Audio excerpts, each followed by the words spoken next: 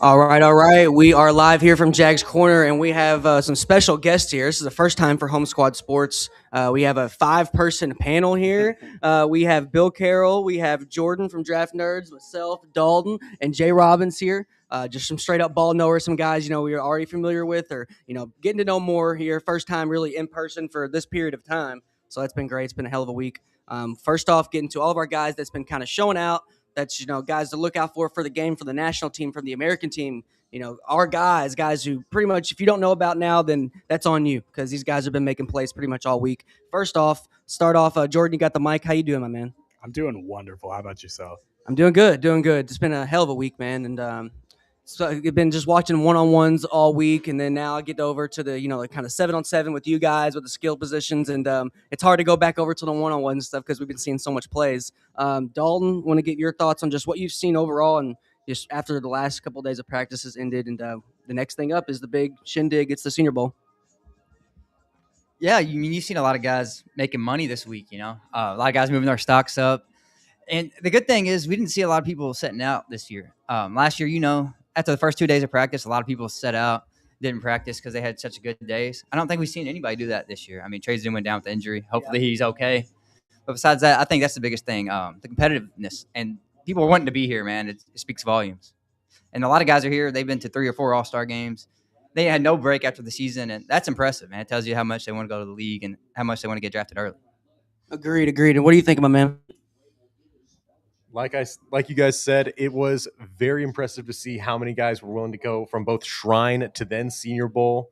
The big name for that one was Daryl Jackson Jr. He was dominant in the Shrine Bowl and an absolute force right in the middle. I mean, it makes sense for a guy of his prowess, his size, and honestly length and bursts to just really have a strong day against some like more inexperienced or like smaller school guys.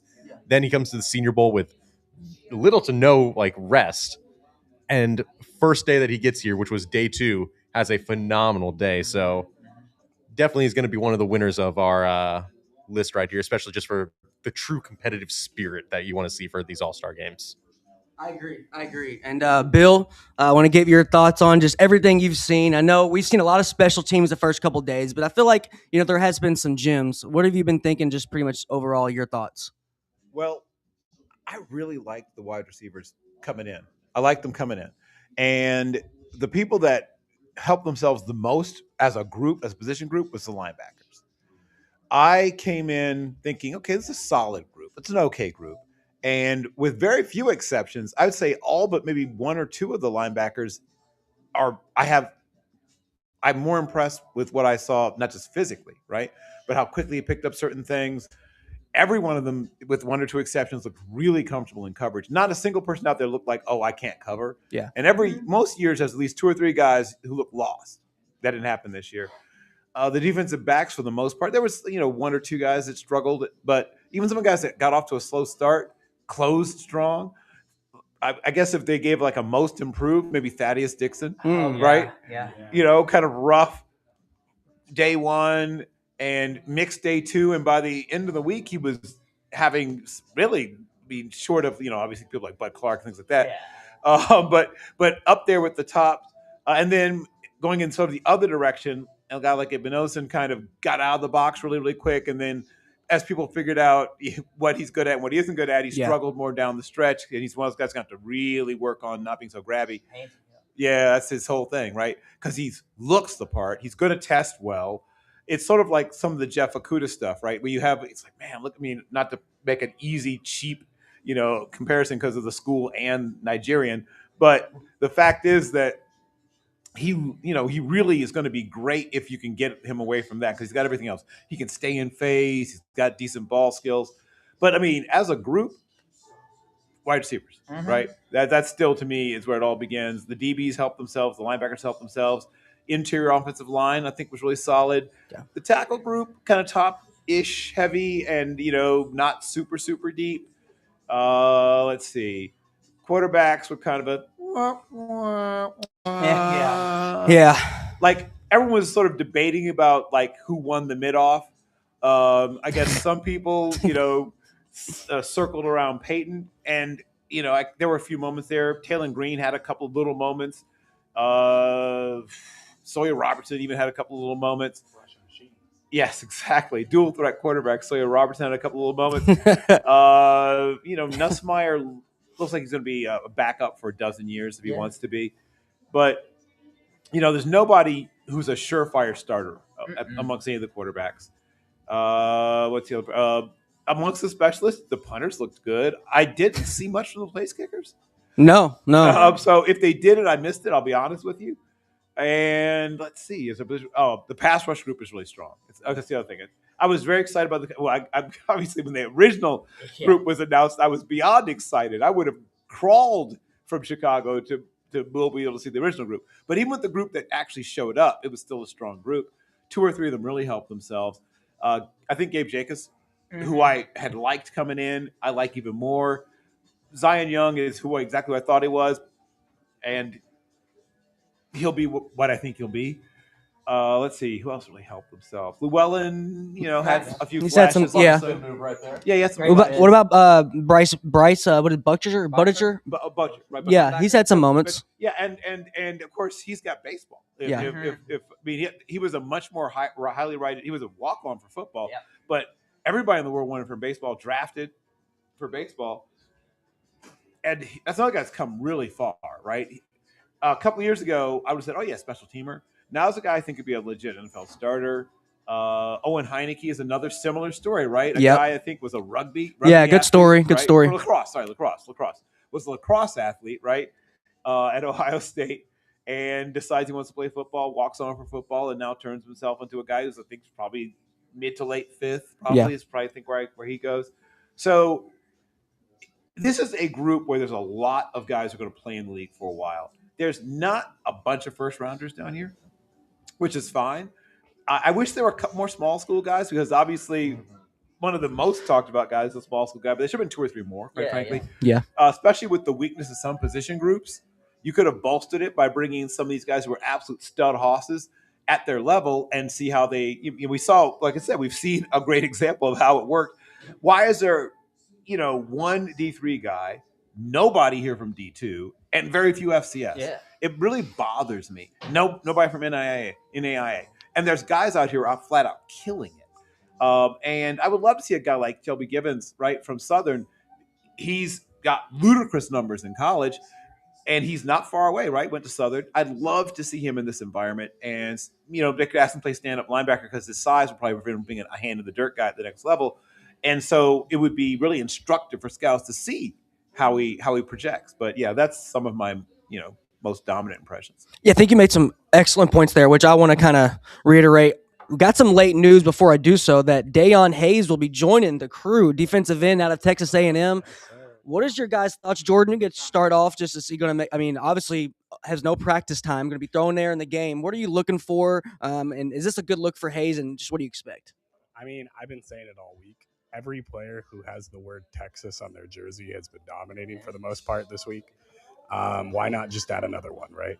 So it's just like, let's just let them all play. They've all had a good week.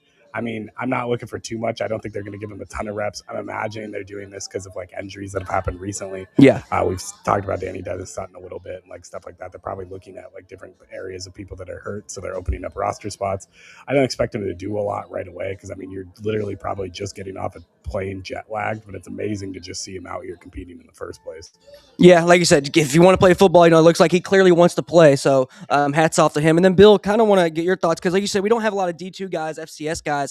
I think that's the reason because we had so many P4 guys drop out. It's like we were waiting to answers for all these P4 guys, big time, big names, when we could have just give those invites maybe to some FCS guys or D2 guys. Maybe something that'll maybe change. Like, hey, we need to answer by this date if you're coming to play because we do have, X amount of players that we can get. There's more Delby Lemieux out there, there's guys out there like that. Like you said, no D2s. So, and I mean, I know there's a lot of D2 programs going to FCS and making that jump, but still, there's plenty of D2 talent out there. Particularly, like I said, a year like this, where there were some position groups where it was a little thin. Yeah. Right? So it'd be one thing. I mean, I'm not going to pick on the quarterbacks again, but I want to. But if there was ever a year to bring a small school quarterback, how could you not do it this year? Yeah, especially with the portal. Like all these guys that are small school, they definitely, most of them didn't start there. Yeah, so that's a head scratcher, frankly, to me.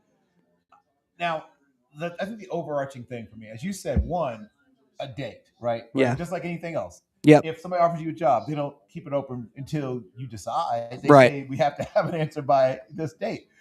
This position can't go unfilled.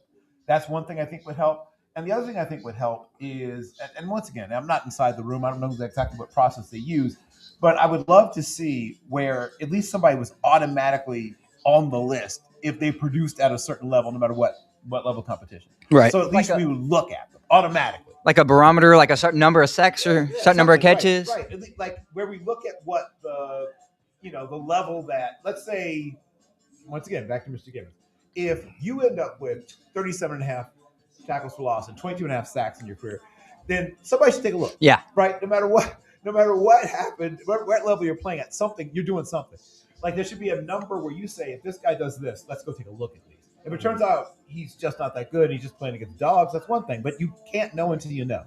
Right. I would love also to see the ability for, coaches around the country. You just put out a flyer, like a feeler, saying who are some of the guys that have been the most problematic to play against. Right. You can't nominate your own guys, right? Because that's too easy. But who have you played against that you're like, oh, I'll be so glad when this guy graduates, right? And you get enough of those guys. Enough. If somebody's name comes up a certain amount of times, you put them on the list, right? Because I think as of right now, it's big school, big school, big school, big school, big school, big school. All the 97% big school guys. And then late in the year, someone says, "Hey, this guy's doing some crazy stuff," right? And then they get a handful of those guys, and they get out to see a handful of guys. Mm-hmm. If you have 12% of your list is not FBS guys, when you start, you're going to end up with more than one or two, right? Just because you have seen these guys and realize, oh, these guys can play too. And that's one thing that would sort of fix the process. If you opened up the process and crowdsourced a little bit, I guess, some of the process.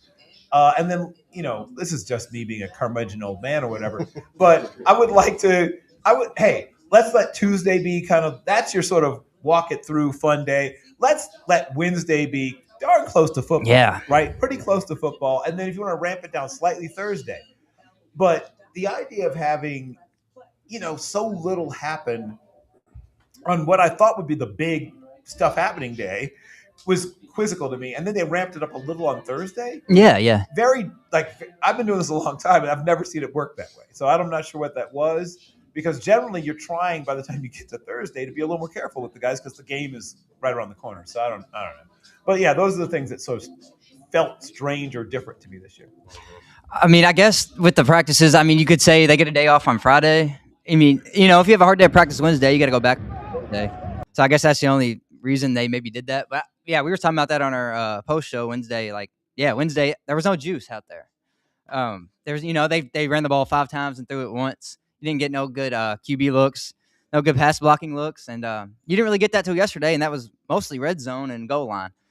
So, yeah, I think the competitive level, it'd be better if it was on Wednesday. I agree. Yeah, like I said, Drew Fabianis has done a great job, with this being his first year executive director. But, we all have, this is my second time. Bill, you've seen this. How many Senior Bowls have you been to at this point? It's in the teens. Okay, exactly. So, that there's a rhyme or reason to success, and no process hasn't been done before, So it's like there's pretty much a winning formula, and I think they'll find that. And especially with next year with the dates, I think that'll change. That's just a hunch. But we got some practice highlights going here, guys. This was from the last day of practice. Like you said, quarterback play has not been the greatest, but we did see some bright spots, with Luke Altmaier at some points, and then with Cole Payton. They've all had their spots. And then, like you said, Nussmeier, it's been pretty polished, and he's been commanding the huddle. He's been getting on guys. If they mess up, he's been, come on. I remember somebody started off false start. He was just clapping in their face, just annoying, just like, come on, we got to go. I know we've been going about 50%, but we're getting closer and closer to game time. That was the last day that they've had to run any plays. So I did like to see that out there, but man, I wanted to bring up, I'm going to murk his name, but the Arizona State lineman. Oh, yeah. Yeah, he is an absolute dog, and he's real. I don't know, maybe second round on him. Yeah, second round. And then me and Dalton were having a conversation last night. I was like, all right, how many first rounders do we have? And I was thinking maybe 4. I was thinking maybe Caleb Banks, Young, Parker, and then is Yakus or Jackus? Is he an early second round, top 50, top 40 guy? Test through the roof, which he might. There's a couple of guys here who are going to test super well. and Gabe's also got tape to back it up. So I could see a team that prizes that combination of still having some upside left with the fact that he's actually got some polish and some production, saying, especially like at the end of the first, I can see something saying, what the heck, right? He won't be here when we pick again. Yeah. Right. And that sometimes happens. He's a guy that'll probably grade out for me, probably in the 40s, but I could see a team just, realizing that, like I said, we won't get a shot at him in a second. Agreed. What do you think of Jordan? I mean, I just wanted to go back on the quarterback's point for a second, too, because I think last year, what a lot of people don't talk about is the quarterbacks didn't look nearly good either. Like, I think it was like a lot of people remember Jackson Dart, but it wasn't the same Jackson Dart on the Giants, right? Like a lot of development happened between the Senior Bowl to that day. I think he was like 2 for 8 in the game or something like that. I don't remember what it was, but that's the thing is like when you look at it, what I think the biggest separator for this group is last year I didn't feel very confident with the wide receiver group. I just didn't it didn't stick out to me. It didn't make me feel like this was going to be a dominant group. This year it was like, wow, there's wide receivers everywhere. There's Josh Camerons, there's Barryon Browns, there's Malachi Fields, there's Ted Hursts, of course. And like literally they all do different things and they all do different things well and they all play off each other. And it was just like, well, yeah, the quarterback play was a little rougher, but at the same time, when you have receivers dominating each rep, it doesn't look nearly as bad compared to previous years. Agree. What'd you think, Jeff? All right. We've talked about some of these winners. We talked about some risers. And Bill did mention about a D3 wide receiver. Let's discuss the biggest winner of this entire event, Tyron Montgomery, wide receiver, the only D3 out of John Carroll University. This man told us in the interview, like on the field, that he has only been playing football for 3 years and decided it offhandedly playing catch with his younger brother, who's a quarterback. And so he's like, hey, you should shift from basketball to football. I think he made a wise decision there. He admitted this wasn't ever his like initial dream, but one of his big goals was to just make it onto the Senior Bowl roster. He was the one guy who's really given this opportunity. This wasn't a year like we had like a Ryan Flournoy. We didn't have Dylan Lau. We didn't have Kamani Vidal. We didn't have Marcus Yarns. A lot of guys who have done really well at the Senior Bowl in the last like couple of years. That wasn't really present this year, but the one guy who got the opportunity showed out in a very big way. He's not a big guy at like 5'11", 190 pounds, but he made some very impressive contested catches, great hands away from his body, very impressive route running. Just looking at this guy, you would not think that he's only been playing football for 3 years. No, Like- absolutely just natural. The definition of a natural, like you said, John Carroll is a powerhouse at D3, but they're not churning NFL players out every year. So it's just more and more impressive to be like, all right, he made the right choice. NFL player, maybe G League, it looks like he made definitely the right choice, and he's going to be a riser. Now, I want to get, before we get into specifics, like players on national and American team, like our guys, we can kind of go by position maybe, or however. I want to get your thoughts on what can a player do in the game to really boost his, his stock. Like you said, we got guys, showing up who haven't even got practice yet. But a guy like Tyron Montgomery, I'm bringing him up again. I think he's a guy, maybe just the wide receivers as a group and maybe running backs, because we haven't been able to bring guys to the ground. So you really don't know, like, okay, is that a tackle or is that a broken tackle? What is it going to take for a player to really up his stock, because they're only getting, limited playing time here? And we'll start off with Bill. Well, one, if you are a running back, a linebacker, a wide receiver, any of those, look great on special teams. Because once again, as we said, there may be a couple of first rounders, but most likely almost 95% of people are going to go probably in the 50 to undrafted range, right?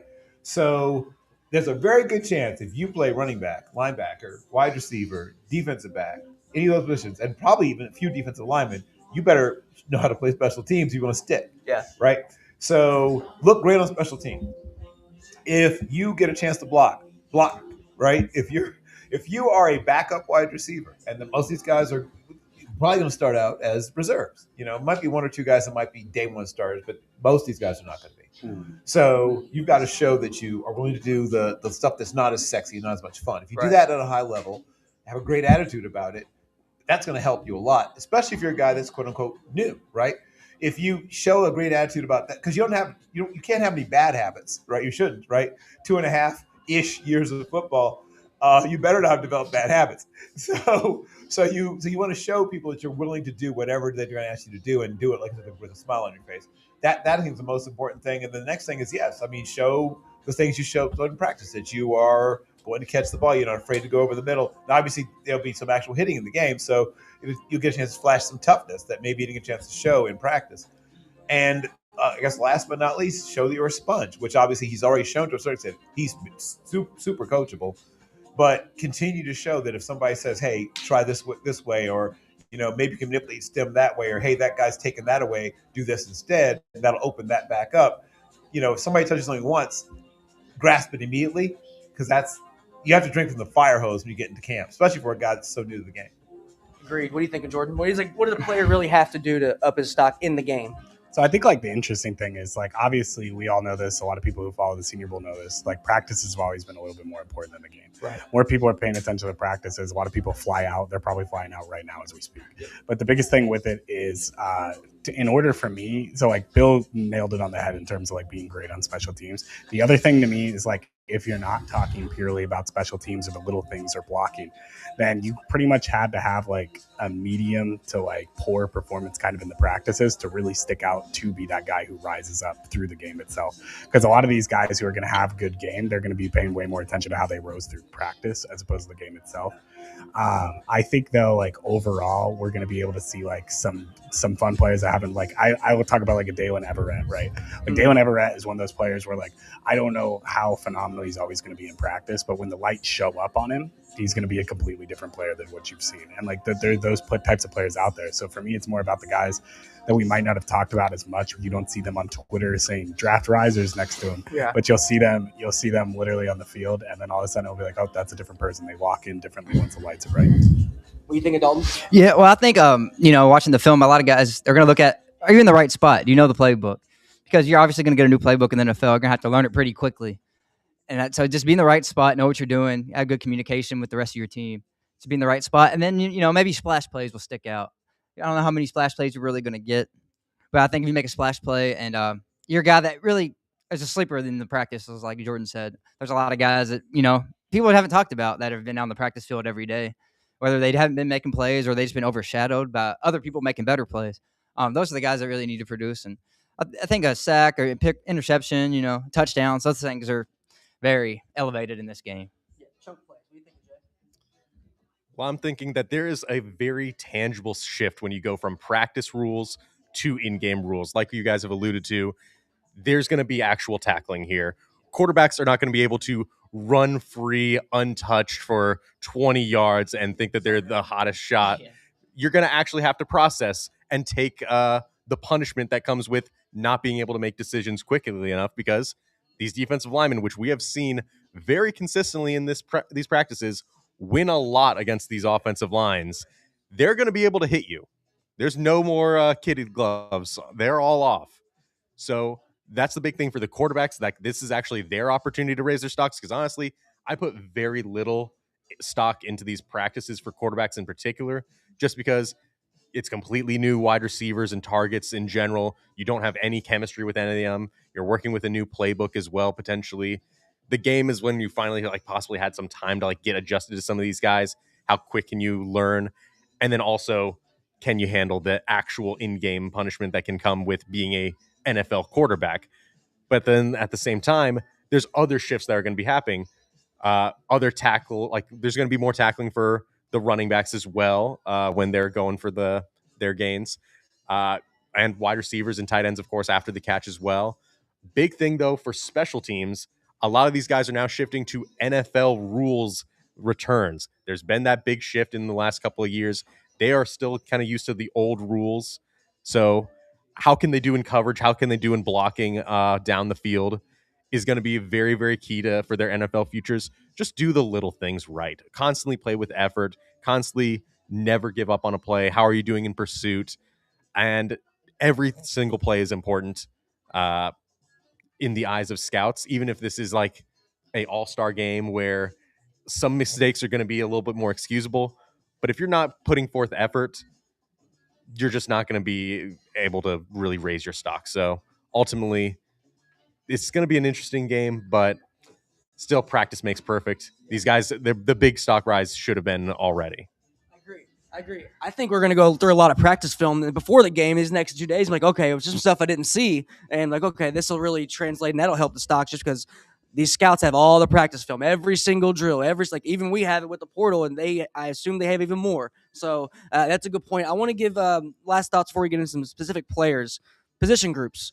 I think running back is a position group where it could flourish or it could be killed because offensive and defensive line have been mostly going, besides team peers, one-on-one. So you can't play gaps. There is no A gap and B gap when you're going one-on-one.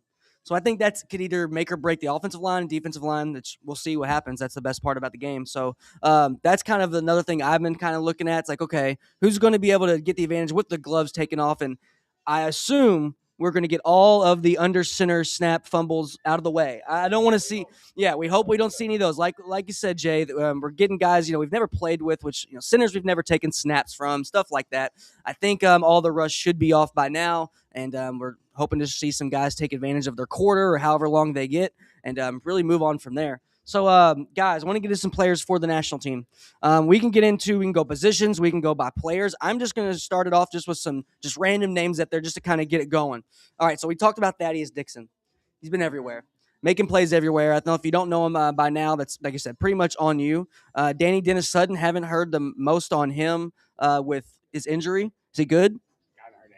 I haven't heard anything yet. I was trying to look it up before we got here. I haven't seen anything yet. I did see, though, that the Singleton broke his foot, so that is one that's sticking out. That's tough. Okay. Well, hopefully all the injuries are out the way, and we don't have any more issues. Like you said, Trey Zune, unfortunately, will not be playing. Jennings Dunker.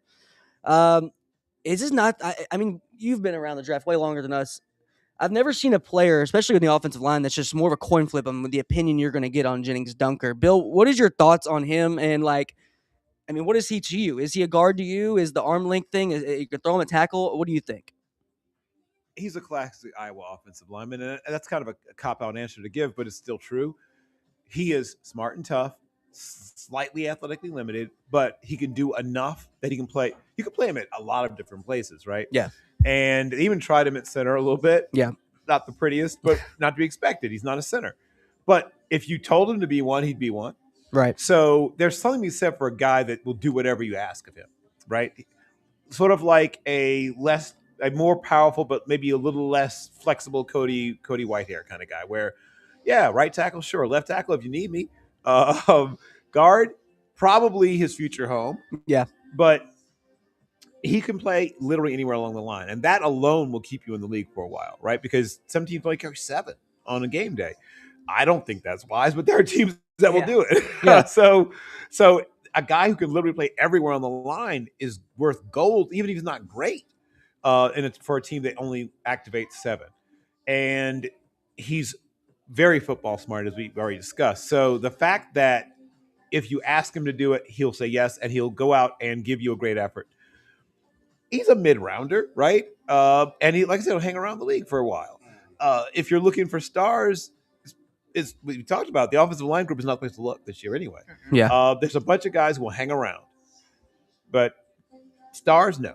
Yeah, there's technically not really a Gray Zabel looking at it right now, but I would not be surprised if Jennings Dunker is a starter at some point, at least as a fill-in for a guard. But Jordan, what are your thoughts on just I guess the offensive line, the national team, and just overall? Is there any guys that are sticking out with you, and your thoughts on Jennings as well? So starting off with Jennings, I think I was talking to Matt. If you're watching this right now, we were just having a conversation. Shout out, Matt. It's literally the definition of is the tackle class or the guard class deep based off of where you're going to play these guys, right? Right. And that's really what it comes down to. It's a lot of these guys that are tackles right now are going to be pigeonholed to guard. I think 34-inch arms is what Jennings Dunker came in at, which is kind of good enough to you don't have to pigeonhole him at guard like some people think you do. Right. It'll be really interesting to see. I thought overall, in general, to me, the coolest thing about this experience was day one, I felt like the D line was just eating everybody alive, and then the O line kind of started to get back into it day 2, and they started to make some plays against it, and then day 3 was kind of a mixed bag. So you kind of got all 3 of it. I think it was overall a good class though. I'm trying to look through to see who the tackle class is in the national team. Yeah, well, I can I got him like here by position. So we got Jalen Farmer, Alan Heron, Delby Lemieux, Gage Casey, who's pretty much had no reps outside of tackle. What do you think of Gage Casey? Oh, Cage Casey. Yeah, my bad. So first off, Boise State is following me everywhere right now. I've been the one guy who posted he stonewalled TJ Parker on a rep and like nobody else saw it apparently but me. But like the biggest thing is I think he's had like a nice mixed bag. A lot of people are judging his performance at guard. You got to keep in mind that's the first time he's ever played left guard in his life. Right, right. And he played left guard, right? He played left guard, left tackle, and right tackle during this whole process.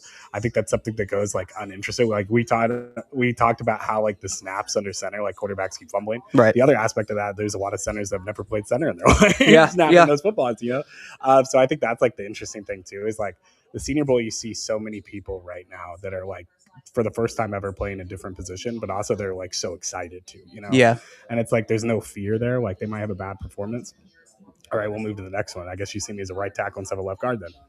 Yeah, exactly. And it's like with NIL, it's like they're getting all the perks and all the bells and whistles, but then they still know, hey, I'm going to have to take up some new skills to make it in this league.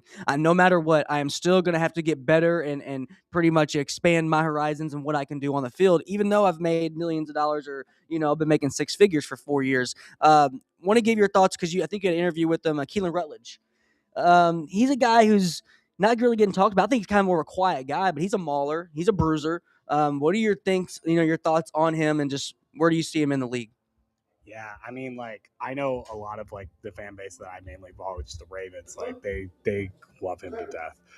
That being said, though, like I think he's a really interesting player. I think a lot of these offensive linemen are soft spoken. You could definitely tell that most of these guys have probably never been interviewed in their life, and they're like sitting there like, "Wow, this is different." He is a real no nonsense type of player. Right? Yes, like, he is physical. He wants to play football. Yeah, he just wants to play football, and like that's the thing. Is like I even asked him about offensive line chemistry in the Senior Bowl. And he said, "I feel like I haven't had any trouble at all. I feel like the offensive line's been great together. We've been eating together. I've had no trouble." Because I always ask that question to offensive linemen. There, it's like, how hard is it to like be playing with guys who are playing at a position for the first time, but also at the same time, like you're playing next to guys you've never played next to in your life, and the offensive line is so much chemistry, right? And like chemistry is built on it. He had no fear at all, and like that's the thing. Is like he's just a physical, nasty player. He's gonna be drafted in the mid rounds. He probably doesn't start day one like a lot of these guys, but like I could see like 3 years down the road, he's like stealing a line. He's stealing a lineman spot and then never looking back.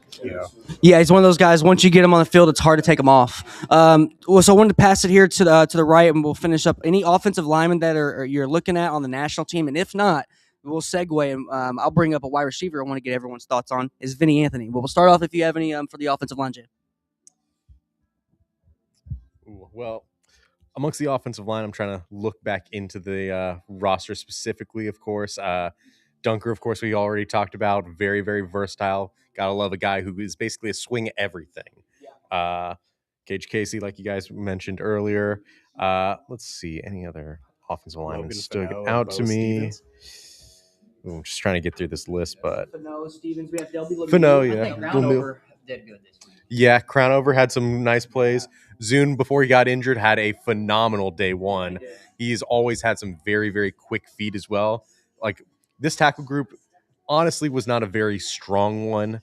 Like there's a clear talent disparity overall in depth, but he was one of the few guys who we could see constantly kind of stymie some of these defensive ends constantly throughout day one at very least. But again, that's the smallest sample size amongst any of these tackles, though. So, love it. Yeah.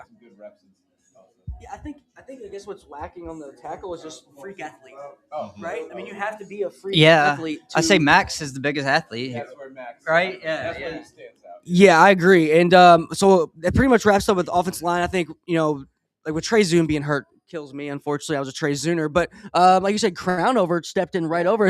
I saw a Texas Tech helmet making plays. Like I know Zune's gone, so I was A&M. I was like, I know Zune's gone, but I see an A&M helmet out here just start stopping guys, and it's Crownover doing it. So I want to segue and get your thoughts on a hometown kid from our neck of the woods, is Louisville, Kentucky, is Vinny Anthony. Vinny Anthony, Wisconsin wide receiver. I think he's going to be a heck of a slot. He's been making plays. Caught some deep balls from Pavia. We'll start off with Bill and what you think of Vinny Anthony, and after that, any wide receivers that you kind of want to highlight before we move on. Well, as I said, this is my favorite group, so this is an easy one. A little bit linear, right? not the physically most imposing guy, but he's not afraid to fight at the catch point. Yep. Tracks the ball well. Another guy who obviously need to make some money on special teams. So if he embraces that, he'll hang around. I think that the things I didn't get a chance to see, and once again, some of this on the quarterbacks, quite frankly, is if he got a chance to maybe run more in breakers, Yeah. see a lot of that. And I would love to see his ability to get separation, horizontally, not just vertically. But once again, some of this comes down to how the reps shake out.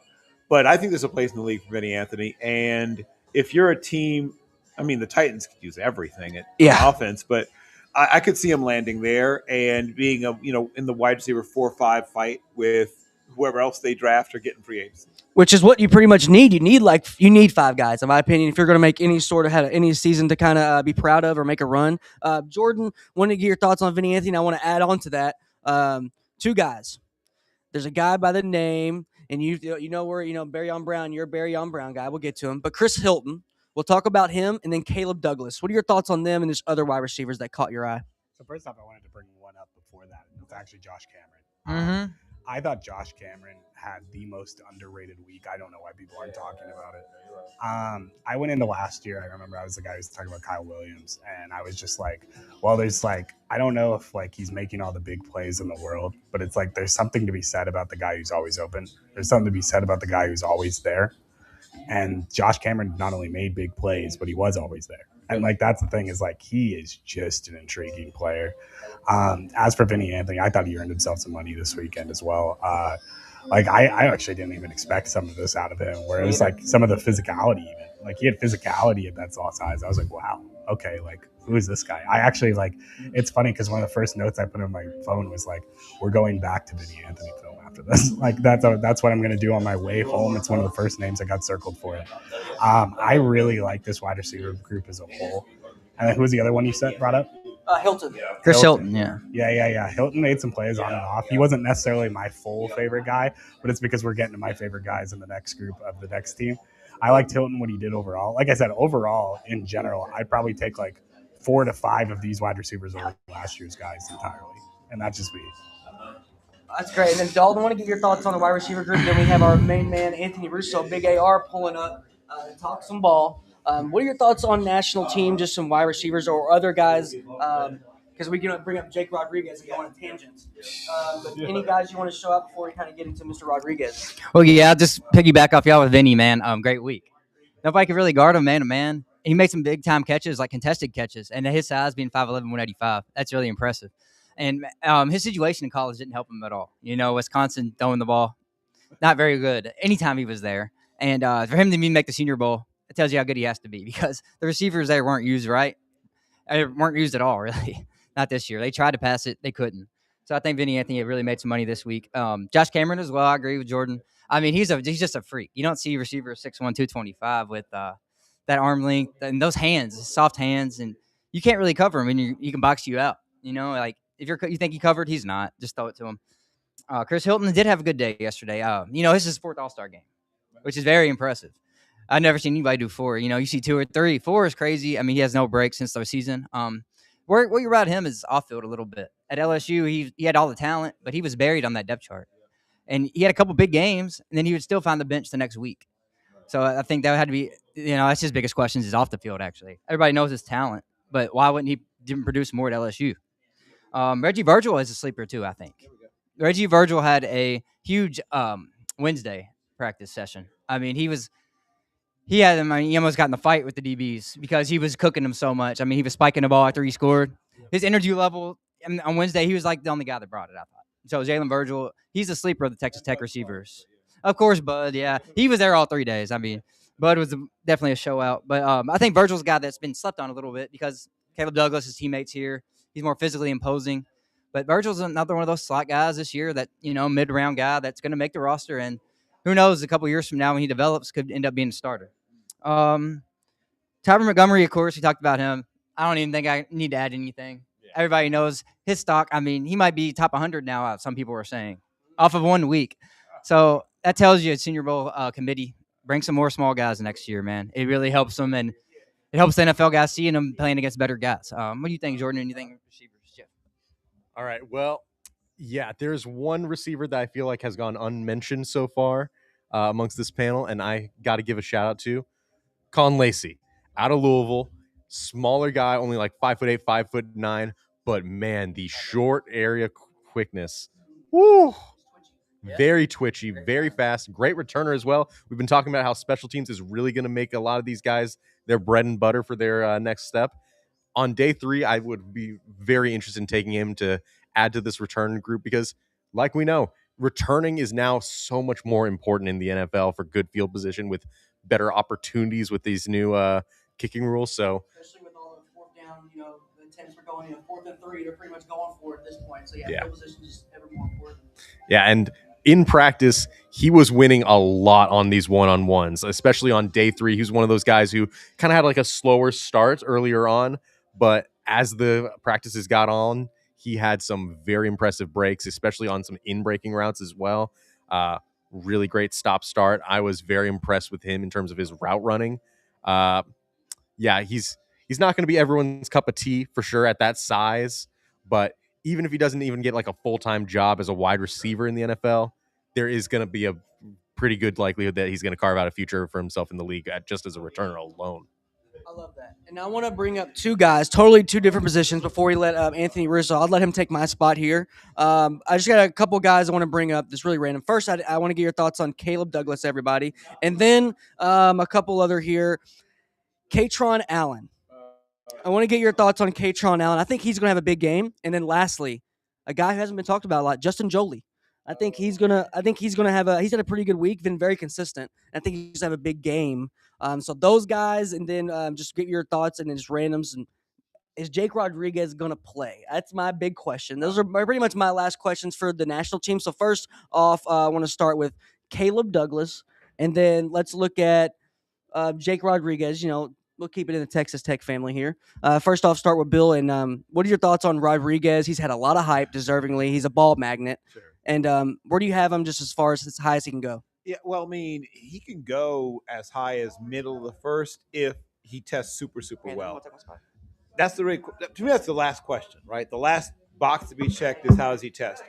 I mean, he could conceivably run high 4.7s. I'm not saying he will. In fact, I don't think he will, but he could. That means probably not, right? Probably early second. Or he could run 4.58. I mean, like there's a wide range of outcomes of what could happen when he's actually goes through physical testing. It is difficult to talk yourself into taking a guy who runs almost 4.8, no matter what else he can do at linebacker, right? So he has to run well when they actually test him. But people are in love with him, right? And they should be, right? A guy who can do all the things he can do, such a complete player, off the charts character, like all the stuff that you want is there. We just have to check that last box. Is he also at least an above average athlete at the position? If the answer is yes to that, he's probably in the first round. If, God forbid he does run 4.79, now it's a very different conversation, right? Because you still love him, but how much of a discount, right? How much of a scratch and dent sale happens at that point if he runs 4.79? So that's, to me, that's the last question about Jacob Rodriguez. What does he run? All right. Was there anybody else got anything on Jacob Rodriguez? Jordan, you got anything? Yeah, I'd love to go. First off, I've said it time and time again. The linebackers is my favorite positional group this year as a whole. And I think that's actually what hurts Jacob Rodriguez more than anything in the world. Is if Jacob Rodriguez was in most of these linebacker classes over the last 3 years, I don't even know if we'd have to wait for the athleticism. But the whole thing is, like, basically when you look at it, like, you have to deal with Allen, who's like a technician, knows how to move people, complete smarts of the game, like understands everything to such an elite level that he has that elite trait sticking out. Sonny Styles is such an elite coverage player, such an elite just player in general, former safety that's going down in the box doing that stuff. Anthony Hill Jr. kind of like the in-between of like both the molds to an extent. And then like you kind of have Jacob Rodriguez who falls off in that fourth group. I still think that fourth player is really good. I think the linebacker class is the deepest class in this draft outside of wide receiver potentially. And like I just keep thinking to the moon, like, man. And first off, awesome mustache, by the way. If you haven't seen it, incredible mustache, incredible player, incredible mustache for an incredible player. And there's comes a point. I know, like I always talk about this, when you're a player that the big plays constantly happen around, fumbles, interceptions, big plays. At some point, a lot of people are going to like point to luck, but if you do it that many times, it can't be luck anymore. And I just think he's such an interesting player. I know everybody's putting him in mock drafts as their 4th round pick. It's probably not going to happen. I mean, yeah, you see it on the field. He's always around the ball. But Bill made a good point. I mean, if he runs a 4.7, you're not gonna. They can't hide you in the NFL. They're gonna match up. I mean, if you're on a 4.7, they're gonna match you up against somebody that they know you can't keep up with. So the 4.7, yeah, he definitely needs to have a good solid 40 time. And you got anything to add on, Jacob? Yeah, I mean, I think Jordan hit it on the head. The problem I have with Jacob Rodriguez is just there's just too many good linebackers. I mean, you didn't even bring up like Josiah Trotter, Kyle Lewis, who had a fantastic day or fantastic week in his own right. So there it is. It's just a loaded linebacker class, and unfortunately for Jacob, the athletic questions I think at least are valid questions to be had. Now, I do think, to your point also, like there is something to be said when you are creating that many turnovers. It's not luck. It is a skill, that peanut punch, right? Like that is something that he's developed and become a pretty much a master at. So I think he goes day 2. I'd be pretty shocked if he fell out of the top 100. But what's the ceiling on his draft stock? I'd be pretty shocked if he went first round. Maybe sneaks into the top 50 if there's a team. I could see like a Detroit loving him and just saying, F it, let's just take him. He feels like their kind of guy, but there's those athletic questions. But I think day 2 is a reasonable range for him to wind up. But he had a great week, so. Yeah, y'all mentioned the linebackers that are going to get drafted ahead of him. I mean, there's a couple that we didn't even mention. Anthony Hill from Texas. I mean, might be the best pure linebacker in this draft. And then Deontay Lawson from Alabama. You got Torian York from A&M. You got Jake Goldie from Cincinnati. Yeah, exactly. So this linebacker class, it's definitely not. It's deep. Say that. They don't. So it's going to be hard for him to make it to the first round for sure. I don't see it happen. I agree. Do you got anything to add on, Jacob? Yeah, like you guys all said, the athletic limitations are going to be the big thing. Can he hit the thresholds that a lot of these teams are looking for? Granted, instincts can kind of make up for athleticism deficiencies, especially at collegiate levels. But in the NFL, the margins get a lot smaller. So you're going up against the best of the best. Can he just hit those thresholds just enough? And like we've been saying, stacked linebacker group. Honestly, the most talented linebacker group I have seen in the draft since 2018. That year had some insane draft ones. Most notably, like there was the Roquan Smith, Darius Shaquille Leonard, Fred Warner. I mean, there were some phenomenal talents coming out in that year, and a really deep class as well. But this one could potentially even rival it from top 2, like even depth-wise. Very, very impressive group. Yeah, the linebackers were the true winners of, if you had to put a unit that won consistently, it was them in the Senior Bowl, with especially on the national team, where we saw not only Jacob Rodriguez, but also Kyle Lewis had a phenomenal one. There's questions on whether he's going to be a safety even as well, just because of his amazing coverage skills, and some questions about kind of his size as a weak side linebacker. There was Betcher from Oregon. He had a really nice one as well. Scooby was really interesting as well. The TCU kid, or really nice. Like, it was a good group. And Cato June, the Colts assistant linebacker coach and legend amongst the Indianapolis Colts community, he definitely coached them up very well in terms of like trying to get them into the right spots. Apparently, Jacob Rodriguez himself was a very big fan of him and how he's been like kind of mentoring them in this week. So I'm excited to see that this group just continue to progress to the next level. But again, as far as draft stock, it's so tough to tell with overall how deep this group is, how these guys are going to shake out, because everyone has a different board. So fingers crossed for their futures no matter where they land, but we'll see. Before we flip the page from national to American, I've been throwing a lot of flowers at the feet of the wide receiver group, but Cyrus Allen also had a couple of really, really nice reps. And Lewis Bond from Boston College, Allen from Cincinnati, had a couple of really nice reps.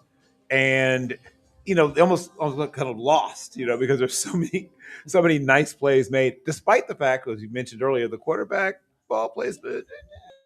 So the fact that they were still doing what they were doing, despite the fact that there were some back shoulder throws that I don't think were supposed to be back shoulder throws, and they still made really great plays on them.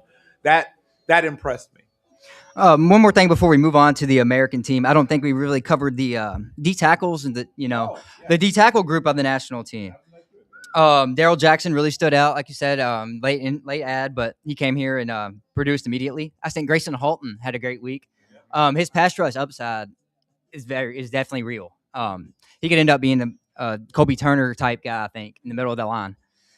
Devin Eastern had a solid week, run stopping. He was hard to move. And Zane Durant, obviously, he's undersized, being 6 foot 290, but man, he has juice. And he gets your hands on you, you're probably not going to break the tackle. So I think Zane Durant's another good one. And of course, you got to start Lee Hunter. What a week he had. I mean, it started Tuesday and it never stopped. I mean, I think he had one bad rep all week, and now it's going to happen. So Lee Hunter, I think his stock. I mean, I think he's up to second round now, probably in this grab. At least. Yeah. What do y'all think about the D tackle group overall? I mean, I think like you said, it was a fantastic week for the D tackles, specifically on Lee Hunter.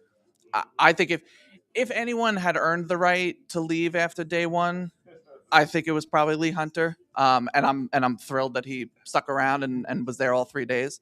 But yeah, man, the movement and the quickness that he has at 320 pounds, he's a thick man. He is very big, menacing presence on the inside. I think the only reason he may not be a first rounder is just because D tackle is another really strong group overall in this class. Talent wise, though, I'd have no problem with him in the back end of the first round. I think he is a special talent right up there with, I think him, Woods, and Banks, Woods from Clemson and Caleb Banks from Florida, who I'm sure we'll talk about when we get to the American. But yeah, those three to me have separated themselves as the top three defensive tackles in this class for sure. Like you guys have been pointing out, when there's a position group that is this deep, whether it's like linebackers like we were talking about earlier or defensive tackles, it can kind of cannibalize the value of like some of these like top end guys, even just because a lot of these teams can look at like, hey, what's the margins between this top tier and then the next tier that we can get so many different guys and possibly address a different position at a more potentially premium need, even though defensive tackle has definitely been rising up on the boards in terms of premium versus non-premium positions in the NFL in recent years. But yeah, like you said, Daryl Jackson Jr., that is one of the more freakier athletes you're going to find, pushing like 330 and plus in any NFL draft. So he had a very, very strong week. But man, I was very impressed by this defensive tackle group. They're guard butchers, honestly. Like, and even like some of these defensive ends that we're starting to shift over to defensive tackle, like Jakakis as well was getting some reps inside as well. Like, there's just so much power, speed, athleticism overall that frankly overmatched the offensive line on the national team quite often in this matchup. It was unfair, honestly. Bill, Jordan, y'all got anything to add about D tackles? I wish that there was a way you could have filmed my live reaction when I watched one specific Lee Hunter play, and I didn't manage to get it on film, unfortunately. But he was going on two offensive linemen at the same time, and I swear on my life, both of them put their hands up, and he already had a move ready for both of them at the exact same time before their hands were even up on them. Like, it was unbelievable. I just sat there, and I'm like, they're ready, they're fast, they're different. I mean, like, this is a group. And, like, just as a whole, we'll get to the American team as well. But, like, man, like I said, that first day, it was like unbelievable. And like the offensive line eventually like kind of settled in, got a lot better as it went on. But that first day, oh my gosh, nobody was stopping any of these D tackles. They were just destroying everybody and everything in their way. If there is I don't say there's a player that I would say is surefire in the top 25 picks, but you mentioned we'll get to the other one and we'll get to the American, but there's two D tackles that have a legit shot to go in the top 25, and that you can't say that every year. And as was pointed earlier, it is the width of the talent band that is there, maybe in the top 50 to 100, that may push one or two of these guys down, right? Because there are teams that say, "Oh, well, we can probably wait," right? But talent, as we just would point out, just pure talent. If we're just saying, we're taking the most talented players, regardless of position in the Senior Bowl, at least 2, maybe 3 out of the top 6 are D tackles. Yeah. Regardless of position. And we can't say that every year, right? I mean, that is probably a thing we don't say most years, that to have that happen is, I think, exciting and special. If you're one of those teams that's desperate for a D tackle, like, this is your year. Don't screw it up. Don't mess around. Don't get your guy. This is a great year for that. And, I've talked to a lot of the guys who, especially some of the guys who we just talked about, and they mentioned Chris Jones a lot, right? Who do you like to watch? And while I don't exactly see Chris Jones at any of the guys we've looked at, but I see guys that can give you some of the things that Chris Jones give you, including the ability to kick it sometimes outside and look fairly good as a pass rusher playing defensive end at 320, 317, 320. I mean, some of these guys are 330 plus pounds with really good bend and explosion. And that's once again doesn't happen every year when you have a 330 plus pound human being who can bend and run the arc and explode. I mean, that's kind of special. So yeah, this is a particularly good group. I agree, man. Last thing for the national team, then we'll move on. Anybody we haven't talked about, let's go down the line. Anybody we haven't talked about that have been standing out to y'all? I'll start first. I think Chandler Rivers had a good week, and I think he's going to be similar to Upton Stout last year. I think he's going to go in there, and he can start all 17 games in the nickel and be solid. He's one of them. And then the last guy I want to talk about that we haven't mentioned is VJ Payne, safety from Kansas State. He actually had a really good week. I think it went under the radar because, honestly, he was one of the lowest rated, DBs on the board coming into this week. But man, he's shown out. He made a lot of pass breakups and one-on-ones and team. And then we talked about him a little bit, but Bud Clark, great week, very versatile, can play safety or corner. Love that about him. And Tanner Kozio also had a good week. I think he was a standout tight end of this group. Who's your standouts that we haven't talked about? Well, one of the tougher positions to evaluate in these practices, just because of sometimes the lack of physicality or tackling, is running back. But some of the guys who did still kind of stand out, especially once they started really amping up the physicality, 2 running backs in this team.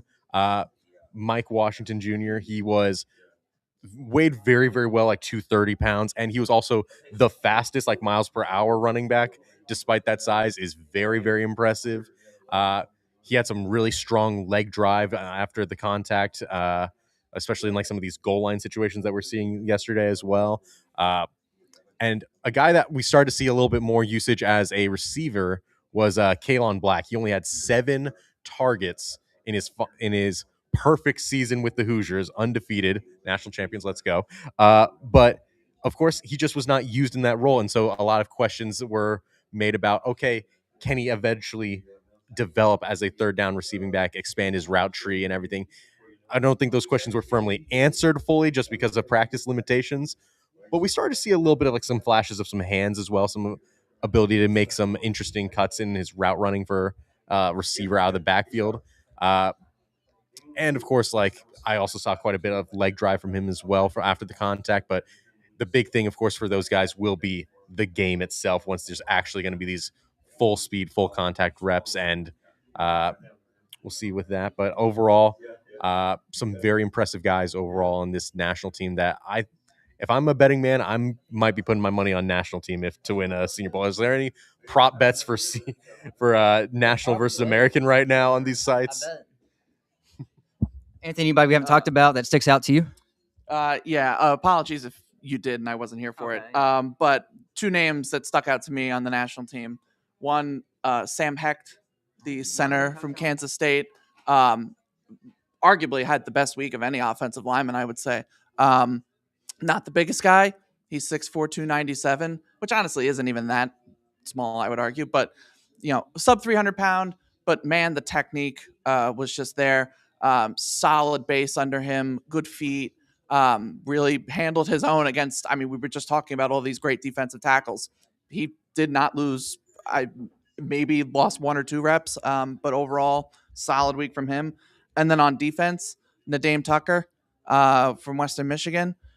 Again, I think you could argue, best edge of the week, and for a small school guy, that's saying something, but won in a variety of ways, showed bend, showed speed to power, showed pass rush moves. He had a tremendous week, and I think is now firmly in top 100 discussions, which, for a Western Michigan guy, that's saying something. You got anything to add? Anybody you haven't touched on the American team that stood out to y'all? So I don't know how we've been live this long. National team, sorry. I don't know how we've been live this long without talking about Bud Clark just absolutely eating everybody alive. Great ball. Yeah. Oh my gosh, just making big play after big play after big play. Footwork was nice. Yeah, and yes, sir. Yes, sir. He was talking. Not a shy he was guy chirping. in any way, shape, or form. He was chirping. Man, way to stick out. Like I said earlier, any person that had a Texas in front of their name just seemed to bald this week. Like that's kind of what happened. But Bud Clark, my God, like big play after big play after big play. And then on top of that, like even the footwork was so smooth. Finding the right places to be where it wasn't necessarily even like he was making these big plays out of pure athleticism, right? It was just knowing his spot, knowing where he had to be, knowing when to show up.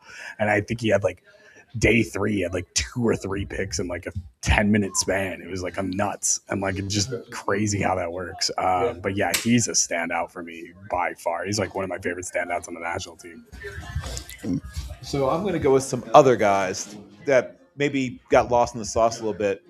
The other Michigan defensive lineman, Rashawn Berry, actually had a pretty good week. And, he's not flashy, but he's a guy – I'm going to date myself, but there's a guy named Turk McBride many years ago who was one of those classic move-around defensive linemen. You could play him literally any place practically, except maybe like true 0 or 1, but along the defensive line.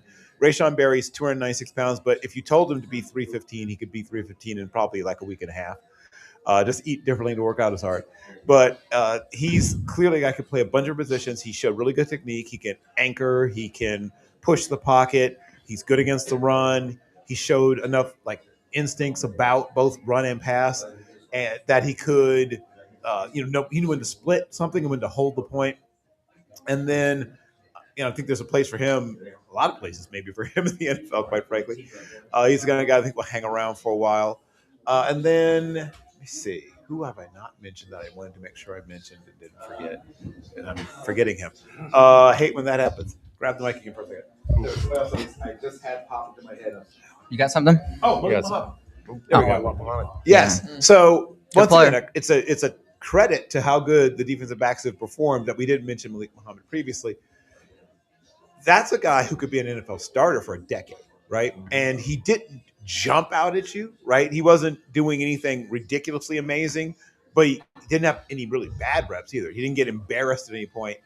You could tell that he could probably use, another 5-6 pounds of muscle, but a lot of the guys here could. But he had the other things you look for. The feet, his eyes were usually in the right place. He can play zone. He can play man. He's, like I said, if you want to be a guy that's doing a lot of press, you probably want to get a little stronger than he is. But get all the other stuff. He's built like a sprinter, literally like a sprinter. And I'm guessing he's going to test really well when his time comes. But NFL teams that want a classic cover corner, especially if you play a lot of man, you're going to love a guy like Malik Muhammad. And like I said, it's a testament to how good this group was that his name didn't come up sooner. No, it's a perfect transition, actually, because he's on the American team. Oh. That's why we didn't talk about him. But, hey, it's all good. I agree with what you said. Malik Muhammad I think he's a starting caliber DB, yes. I don't think he's a backup. I think he can start for a long time in the NFL. So now that we're on the American team, though, I guess we'll start with the position everybody loves to talk about, even if they're a little this year, the quarterbacks. Taylor Green, Luke Altmaier, Garrett Nussmeier. I think Altmaier actually had the best week to me. I know Nussmeier command the huddle. He's a true quarterback. I get that. But I think Altmaier's the guy that you're going to want in your locker room. He's not going to be a starter probably ever. He's going to be a 10, 15-year backup, though. And if he needs to come in and play 3 or 4 games, he's going to give you a chance to win. He's very polished. Not the biggest arm, but he's very smart. He's mobile enough where he can move around the pocket. So I think Altmaier had a good week. What do y'all think about the quarterbacks, man? Well, like I've said before, it's kind of tough to evaluate some of these guys, especially with the lack of, hitting on the quarterback in particular. And a lot of these guys really like to run when they're having these delays in processing. So that kind of hurts the evaluation process for practicing.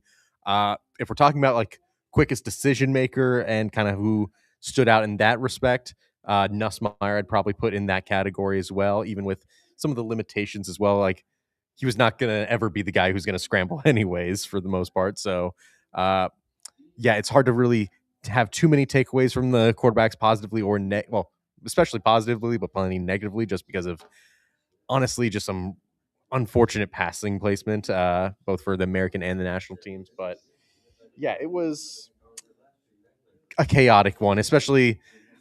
I try not to hold too much against these quarterbacks overall, just because, like we've said, the lack of chemistry with these new wide receivers and not knowing it. But even then, you still have to know how to place the ball in a catchable radius at some of these points. So I was hard to say discouraged if I didn't have much expectations, though. Yeah, exactly. Oh, you think, Anthony? Yeah. I mean, simply if I had to rank the quarterbacks, which, yeah, like you said, it's kind of tough to glean too much from Senior Bowl for quarterbacks, but I'd probably put Nussmeier 1. I think the big thing for him this week was just be healthy and show that you're healthy and play like you are healthy. And I think he did that. You talked about his command in the huddle. I think he did that well. He made some really nice throws. Showed good ball placement. I think Altmaier, to your point, had a very good week as well. Like you said, probably not a starter in the NFL, but a reliable backup option that you'll want in the quarterback room. And then Taylor Green, listen, the man looks like a Clydesdale when he's running. The way that he literally runs and takes up like 3 yards is nothing short of spectacular to watch. And I thought, there was obviously that throw to Malachi Fields, who I'm sure we'll talk about Malachi Fields soon. But there were other times though where the decision making wasn't the best, through a couple interceptions. He's probably the bottom of the 3.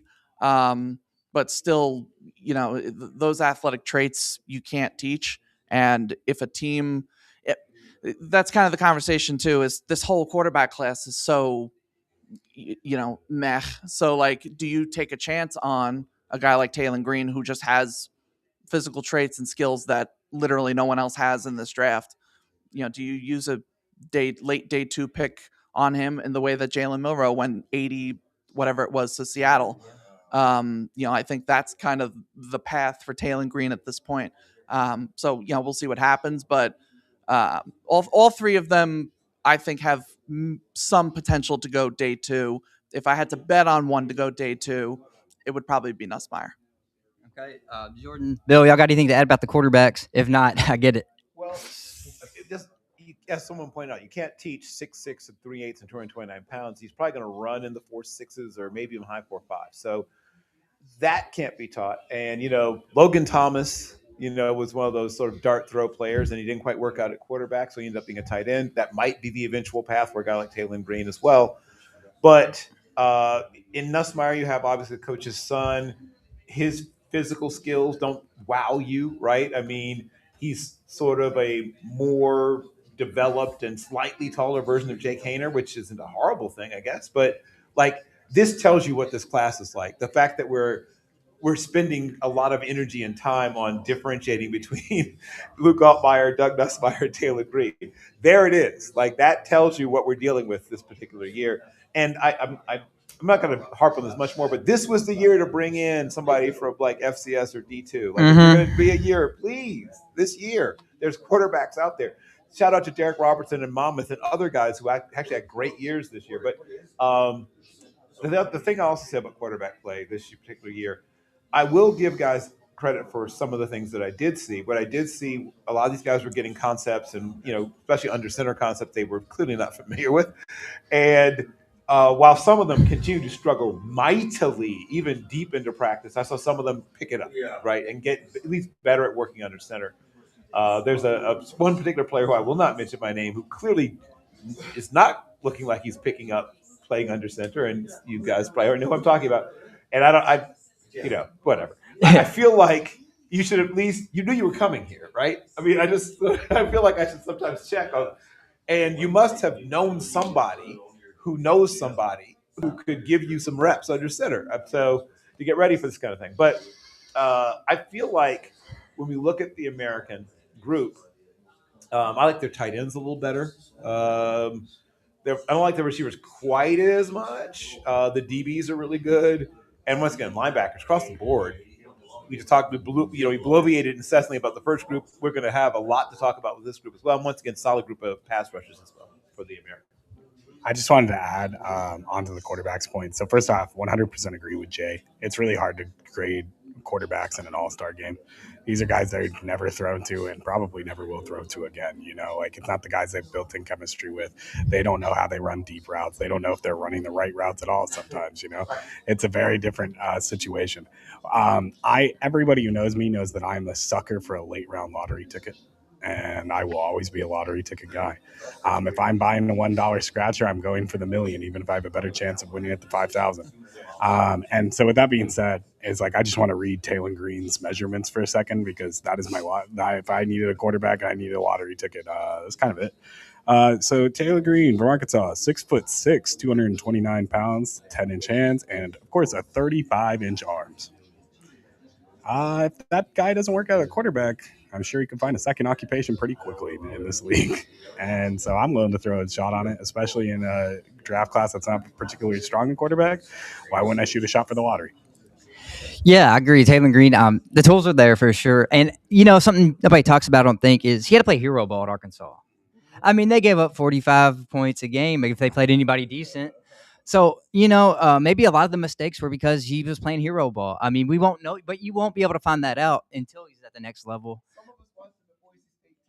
Yeah, Boise State. Yeah, but he was young there, But I think a good transition is the guys they're throwing to now, the receivers. And I think if you look at this group, it's not who stood out; it's who didn't stand out.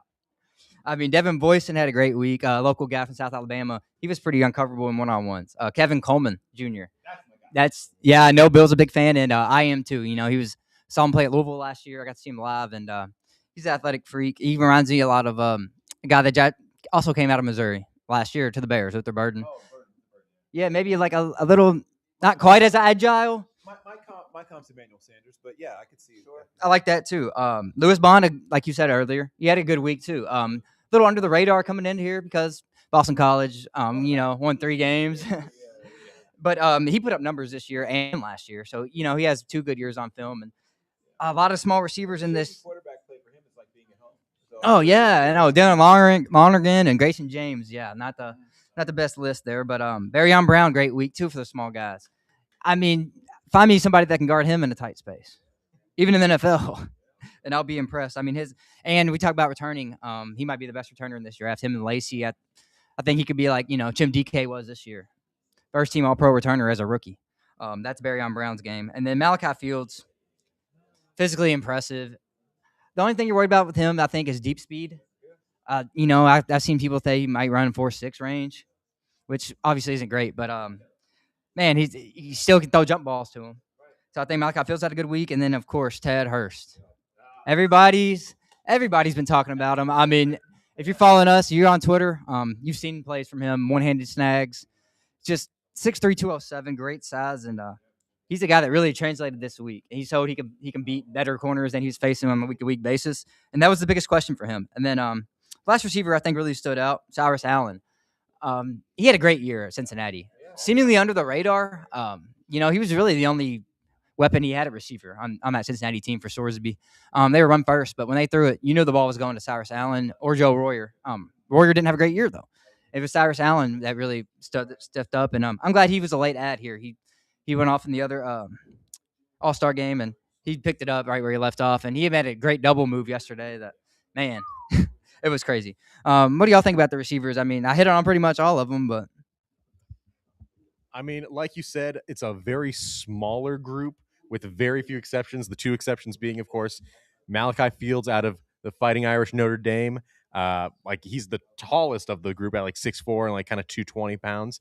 But again, questions about that deep speed. But hey, throw it up for a deep ball. Usually he comes down with it. Can be a winning formula as well, but just a limitation there. Ted Hurst, former Valdosta State phenom there. He has been very, very exciting. It's been cool to see his development go from like purely as a deep threat early on in his career until that like this year he finally like doubled his yards after catch, starting to get more intermediate work. He's been very, very interesting to watch. His pro comparison that he calls himself T. Higgins. Can see that a lot for sure. If we're going by deep threats or like speedy kind of guys, Cyrus Allen is very, very fun. 17 yards per catch in at Cincinnati, plus then also 13 touchdowns. It was very clear to see he had some very nice route running reps overall, especially in one-on-ones, but also a few in team drills.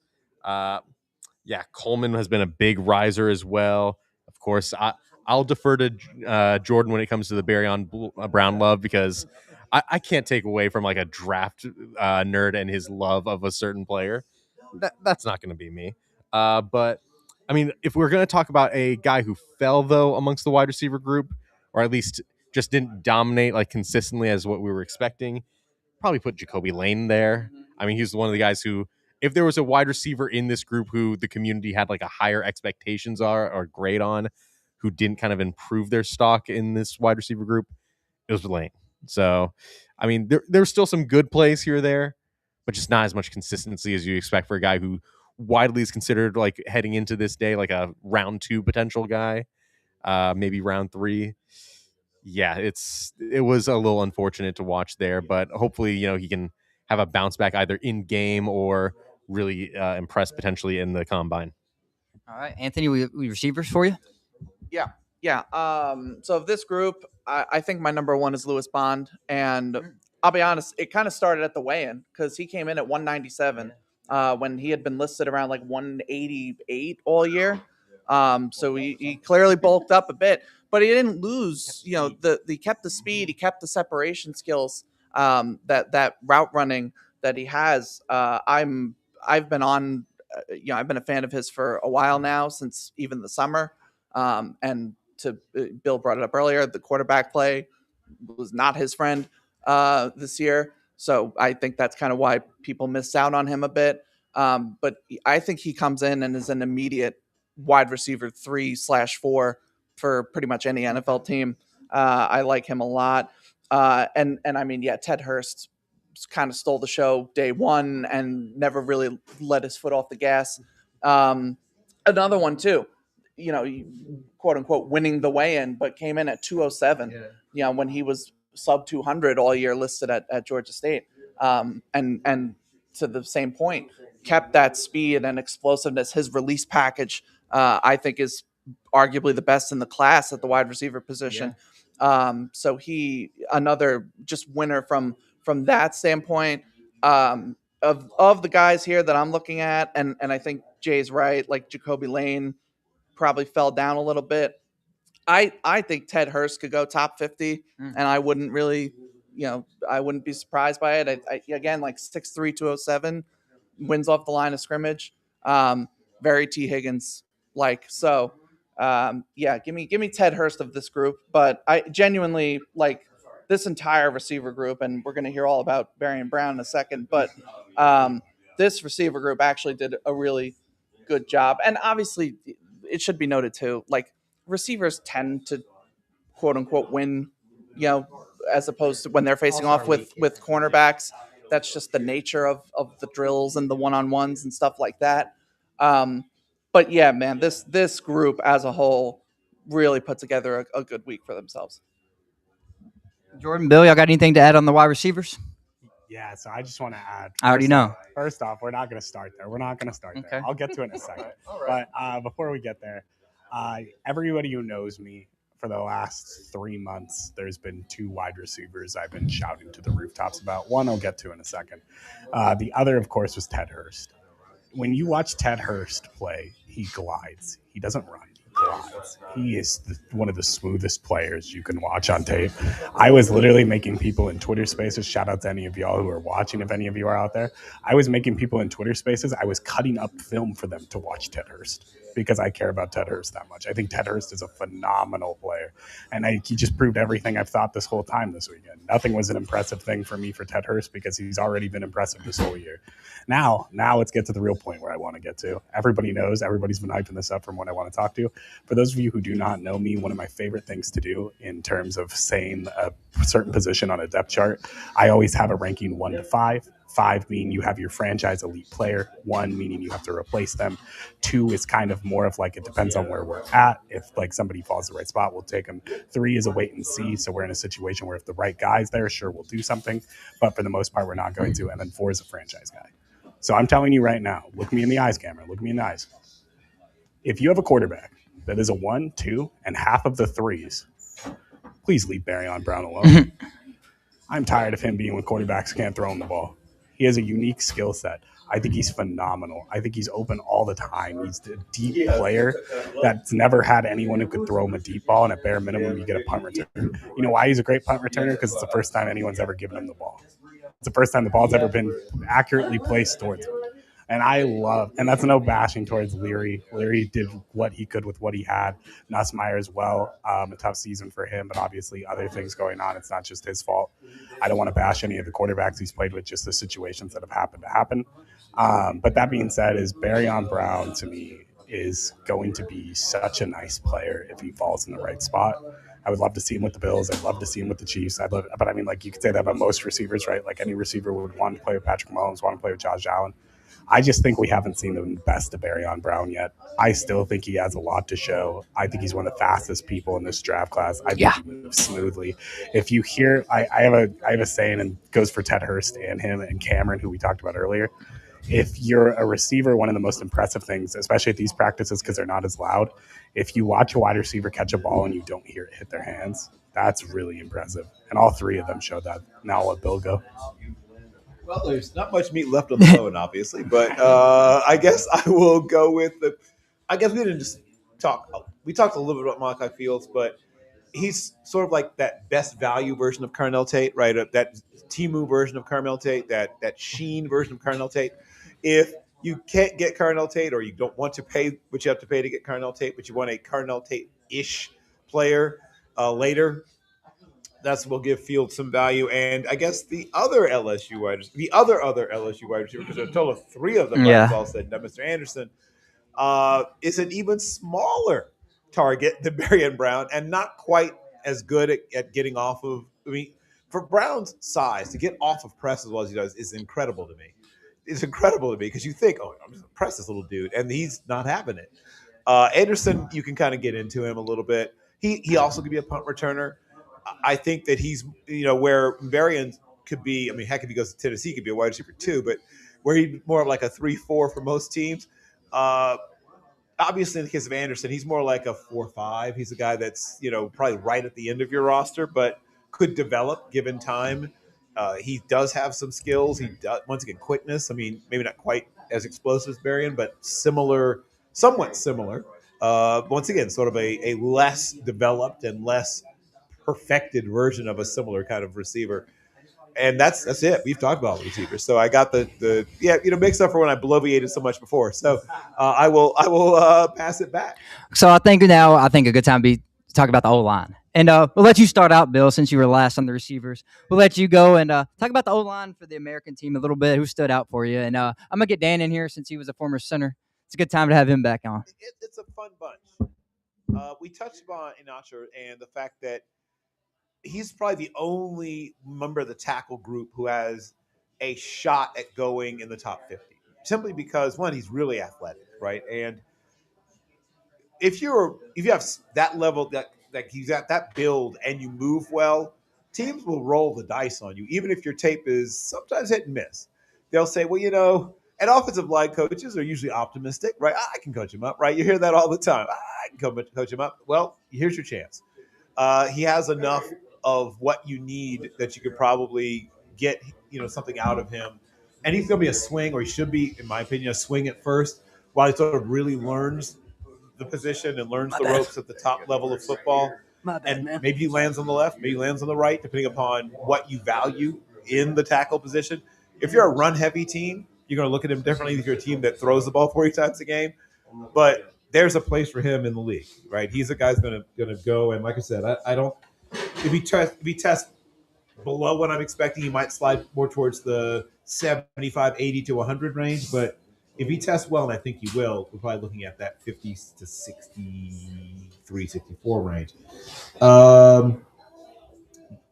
Jeremiah Wright had a couple of famous reps, and everybody remembers obviously the second rep, right, where Caleb Banks posterizes him. But in the rep right before that I think fewer people saw, he walls him off. Showed really good redirection, was using his hands well, using leverage well. So that's a guy that's going to play, right? And Jude Bowery was up and down, but his best reps were really, really good. His bad reps were not great, but he was a guy that, once again, he's going to play in the NFL. He's going to be in the NFL for like 8 years. So there's a lot of future NFL. I mean, almost all of these guys are going to play, but some of them are going to play sooner rather than later. Another guy I want to shout out is Austin Barber. Both the Florida guys, man, played really good. Yes, right. Both the Florida guys played really, really well. He's going to hang around for quite some time. And yeah, since you brought him up, Jake Slaughter, I think, is my number 7 overall center / guard. And I think, he could make the Pro. Now, again, make the Pro Bowl for real. I don't know if I need to put an asterisk by Pro Bowl designations nowadays. But he could be a top 4 player at his position. I'll put it that way at some point in the future. I think he has that in him. Worst case scenario would be at least above average at his position, but I think like his top is to be top 4, top 5 at his position at some point in his career. And the last guy I'm talking about, and one of my second generation scouting observations. So I got to scout Blake Brockemeyer when he was at Texas. So it was a lot of fun to work on James Brockemeyer tape, but think about how much closer I am to death. But he does. He does have some of the things in common. That is super smart. Not a freak athlete, but a guy who understands how to be efficient. The footwork is mostly very, very clean. Could he be stronger? Yes, and I'm assuming he's going to be working on that. But if you're a team that is not super hung up on your center being 312 pounds, like you don't care about that. If you're fine with your center being a little over 300, right? If you love Jason Kelsey, right? If you were all those guys, Kelsey showed up at the combine 288 people. Now he didn't play most of his career at that weight. He was upper 290s probably most of his career. But if you don't freak out about your center not being a giant, you're going to be fine with this guy because he's kind of command. We talk about command from quarterbacks. He's got that command, off the charts football IQ, natural leadership, and if he stays healthy, he's going to play for a decade, right? And especially if you're a team that cares more about, like I said, movement skills and placement and leverage more than just power. If you're just, we're just going to overpower people, then no, he's not your guy. Like, go to the next guy. There's a good group of interior offensive linemen this year. That's not your guy if you care about the guy's just going to monster mash people. That's not him. But yeah, I'll give it up. All right. Well, first thing I got to say is, how dare you, Bill? How dare you make me think of the passing of yourself? You are going to outlive us all, damn it. We are going to have you scout James Brockemeyer's sons and grandkids. All right? Exactly. Don't make me think about this. Don't make me sad on a, Friday on Mardi Gras? Come on, man. Yeah. But, yeah, to get back to the point, though, Max out of Arizona State, I'm not going to try and attempt. Like I've heard it said a couple of ways. I'm not going to try it. Let's just say Max I. Big Max. Maximilian. Maximilian. He's going to make $1 million. Oh, yes. Maximillionaire. He had a very, very strong both day 2, day 3 as well. Very, very quick feet. That's one thing that I always really love to see, and a guy just getting out into his sets very quickly, making sure that he's not going to be beat on the outside shoulder. And he's got decent amount of power to make sure that those inside moves aren't going to win. He was very, very efficient as a pass blocker in particular. Very few pressures given up, no sacks given up this past year as well. I think he's been a very underrated tackle for the past year or so, but hopefully, I think now with the Senior Bowl, more teams and media in particular coming along to him. Heard some rumors about him going into like that top 50 range as well. Like he's definitely on a round 2 grade for me. We'll see if he sneaks into that 50, but tackles do go early in the draft. It is certainly still, and I think will continue to be, a premium position in the NFL. Hot take alert, but yeah, everyone wants a good tackle, and especially in the pass protection market, he is certainly going to make some money in that respect. Yeah, Jude Bowery, you hit on as well. Another one of the rare tackles who I was actually impressed with in this group pretty consistently. Slaughter. Oh, I was a big fan of him in summer. Oh, yes. I mean, also great jersey to get. I mean, if I want a offensive lineman and I want to get a jersey of him, I want a name like Slaughter on my back right there. All right. So he, in my summer scouting, I had like a round 2 to round 3 grade. I was a big, big fan of his Florida tape, and he didn't disappoint in year 2 as well. I was a fan of that. Like I'm glad people are starting to come around on him as well. Thank you, Bill, for affirming my belief in him in that offensive line, like interior 7 ranking. I kind of have him at that like 8 range. But yeah, it is just very, very fun to watch. Great. Like he's got like a good technical polish as a center as well. Oh yeah, good anchor.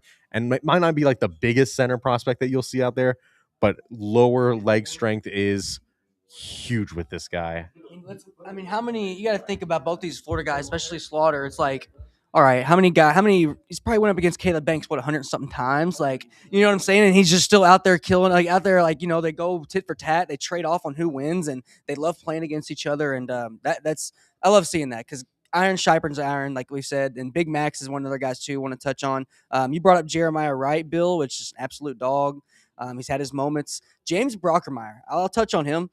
He's a guy that's like a little undersized. It's like man, if I have cleats on, we might be eye to eye, but that doesn't matter because he plays 6'5".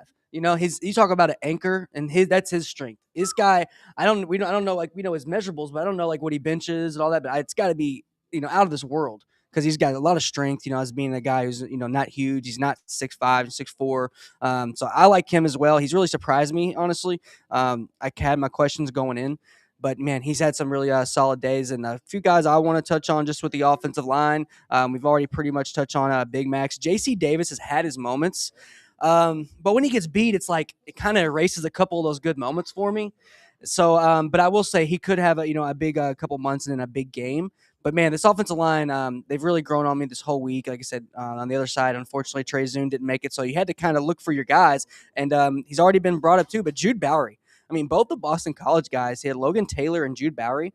Like I said, their wins have looked very impressive. There's been a lot of gold helmets flying around, and every time I get the team wrong, because there's so many gold helmets out here. But gosh, they have earned the golden domes on their heads. I mean, I know it's Boston College, but dude, they've been playing lights out, and really surprised me on the offensive line end. But I want to pass it here to Anthony. And what are you thinking of offensive line and just some other stuff you want to touch on as well? Yeah, I'll very briefly give my thoughts on Max since plenty's been said. I would take him late round 1. I love the size. I love the athlete. The story is awesome too. Didn't even start playing football until junior college. Moved to the States from Nigeria when he was 13. Was a soccer and basketball kid for most of his teen life, and then moved to football. Followed the guy that recruited him from junior college, got the Arizona State job. That's why he wound up at Arizona State, and obviously developed into a premier right tackle for them.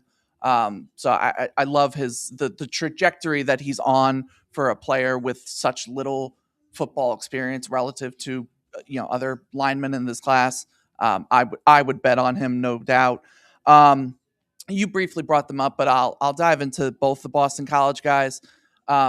Bowery is explosive off the line of scrimmage. His first step is fantastic. Good athlete. Lost a couple. There not every rep was great for him. But you see again like that athlete, different player than people will remember Ozzie Trapillo from last year out of Boston College. I think he's a better athlete than Trapillo was, but that's sort of similar, kind of bigger, longer kind of offensive tackle that you'll get. And then Logan Taylor has been one of my favorites again for a while now. Has experience at all four non-center offensive line positions. Basically got thrown to left tackle when Bowery was missing time. I think he's a guard in the NFL, and I think that's where his home will be. But showed that he can at least somewhat hold up at left tackle in a pinch, which that kind of versatility is always valuable. Being able to play multiple positions again, at least in a pinch like that, I think that's valuable. And again, you saw too, he had a lot of reps where he's not the biggest guy, not going to overwhelm you with power like a Jeremiah Wright is, for example, but his technique and fundamentals are sound. Keeps his feet under him, keeps his hands in a good place.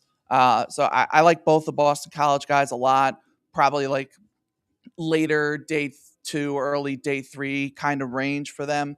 But they'll come in, they'll be, if not, potential starters, at least quality depth pieces for the team that they wind up on. Love it. Any guys? So offensive line, we've pretty much covered them, especially with guys unfortunately hurt. Last guy I want to bring up, and then we can move on from offensive line. We've talked about guys that have we're going to move him inside, and we don't know okay, maybe he's a guard and center at the next level. But Markel Bell, we know he's a tackle. That guy's a giant. I mean, yeah, he's had his moments where he's winning and where he's losing. Yeah, everyone has, especially you're going to have that at line. But gosh, that's one guy I just wanted to bring up. You definitely know what position he's playing, at the next level. And we'll see if he can pull together a solid game. Before we move on, I guess.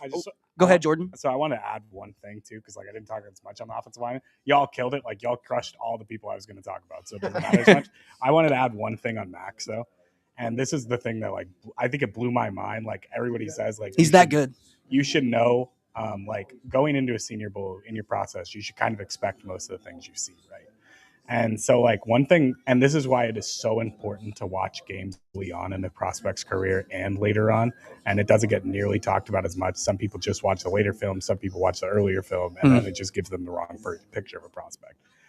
The thing with Max that blew my mind at the Senior Bowl is I always felt like his footwork was pretty sloppy. He was a good player. He was an awesome player. You'd see him get out there athletically, do a bunch of stuff. When I watched him at the Senior Bowl this weekend, his footwork was in a different level of where it's been. And it was just that was the thing that bulged my eyes the most. Oh, your step used to be behind you. And I used his to get lateral mad at you movement, about it's that. insane. Yeah. It's like a spider. But it's the way that you're rapidly improving, you shouldn't be able to do that this fast. You shouldn't be able to do this that fast. That guy's going to be a great tackle at the next level if he continues on the trajectory he's on. I love it. Yeah, I think, like you said, he's just an absolute wall. And we really can't talk about him enough because when you see good offensive line, it's like poetry in motion. It's gosh, it really shows how hard it is to do because not many people replicate that. A big max rep is a big max rep. When he's walling off the right side or left side where they have him, but he really was killing it on the right side, in my opinion, just from what I have. So yeah, I think I have a question here, kind of a situational here. So Jacoby Lane, Ted Hurst, Malachi Fields, Barryon Brown. We'll start off with you, and then we'll get everyone's thoughts. Out of these receivers, who's going to bail out their quarterback the most? I think these guys are going to really bail out their quarterback play and just really make it either easy or maybe they take a jump ball and just rip it off, out of the defender's hands and make a play. Out of those guys and just the receivers in general, who do you think we're going to see some really big plays out of? All right. Well, there's two different kind of categories you're getting into there with the bailing out of quarterback mostly kind of revolves around contested catches where it's a literal 50-50 ball, but this guy can make it possibly a 60-40 ball up to. That was his quote last year. He's these are 70-30 balls or whatever. I don't count them as 50-50. And that was the first time I ever heard that quote. So shout out. Yeah. I'm not going to be putting Barryon Brown in that kind of category at the same level as I'd put a Malachi Fields or Ted Hurst. Those guys I definitely, and it's not the fault of Barryon Brown. It's just not not gonna have the same level of explosion or just target size in general. The catch radius he is might burn somebody, just be so wide open. So that's like bailing him out. But yeah, Fair, definitely fair. different. They got possession guys and definitely guys that are better in space. yeah. Like if I'm going for a contested catch, it's gonna be Ted Hurst, maybe Malachi Fields. I lean more so towards Ted Hurst just because like I've seen like a bit more explosiveness in terms of his verticality between the two of them. Though Fields has like I think 1 inch on him size wise, but I don't know. I feel like I haven't gotten the arm length measurements yet. I got you. But I feel like Hurst plays a little bit bigger. Yeah, Jordan, do you have the arm length measurements for the two of them? I think he's over 33-inch arms. Hurst has 33 and 2/8. Yeah. Mm-hmm. And then Fields would have 32 and 4/8 actually. Spreadsheet Jesus saving us Ooh. again. Yeah. Thank you very much, Jordan. But yeah, every quarter of an inch counts, everyone. But anyways, yeah. So if then we're talking about the bailing out of the speed receivers, you know, I'll be honest, I was slower to get onto him, but Jordan has been talking my ear off every single opportunity at the B&B. You know, let's go Barryon Brown for the speedster kind of bailout. I'm trying to get away from some guys. Like I'm under pressure. I'm scrambling. I'm trying to find someone downfield who's got some actual separation right now. Yeah, let's give it to Barryon. Love it. All right, Anthony, just some receivers you're looking for that's just probably going to have a big game. Yeah, Barryon Brown might be torching a guy and be 20 yards, down the field, but just some receivers you're looking for that you really wouldn't be surprised if they have a monster game. Yeah, I mean, I was gonna say we kind of already saw Malachi Fields bail out his quarterback on that deep Taylor Green post route, so he feels like a good answer to that question. No, I mean, it's probably going to be everybody's answer, but I think Ted Hurst is the guy I'd pick there. We were talking about receivers before, but Hurst is these guys build you want 3.207. We just touched on the 33-inch arms, but he's not just where I think he beats Fields is I kind of worry about Fields' long speed and overall just separation at the NFL level. Whereas I feel better about it with Hurst because off the line of scrimmage, his releases are so good that even if he's not, I don't expect him. He's not going to be a burner. He's not going to run like a 4.3 or anything like that. If he did, he'd be a first rounder, and we're not. The conversation's over. But Megatron right there. Right. But even still, Hurst is so good, because he understands how to get off the line of scrimmage with releases that allow him to initiate separation even before he's run the route. And then I think his route running is pretty solid. So, he can win that way too. I think of the four that you mentioned, I think Hurst is the most complete. And Lane, like, and we kind of talked about it before. I will say he showed me a little more fluidity, I think, than I was even expecting for him.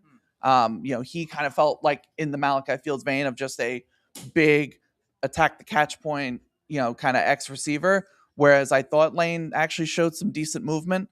But he's another one where I worry about the what you're going to see in terms of separation at the NFL level. I feel like the Keon Coleman thing has kind of become the cliche for these kinds of receivers. But if anybody fits that pattern and concern, Lane is kind of where I would have, that issue. But yeah, of those four, give me Ted Hurst. And I'm not to rain on the Barryon Brown parade. But there's too many 5'8", 5'9", 185-pound receivers that I'm expected to love in this class. So I just, Barryon Brown's a great punt returner, I'm sure. And he can win some one-on-ones as a wide receiver 4.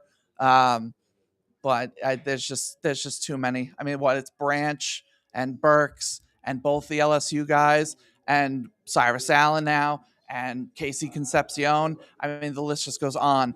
So there's just so many of these like undersized receivers that win with quickness that they're just not my cup of tea when I look for a receiver prospect. feel it. Jordan, I want to give your thoughts on just some receivers that might make some plays and just some. Then we'll get everyone's thoughts on just overall fits. Is there some like players and some team fits you're absolutely sold on right now? So first off, I want to go on the wide receiver point. Yep. This is a side note. Bill was bringing it up earlier with the Pro Bowl and like that it's not that big of a deal anymore.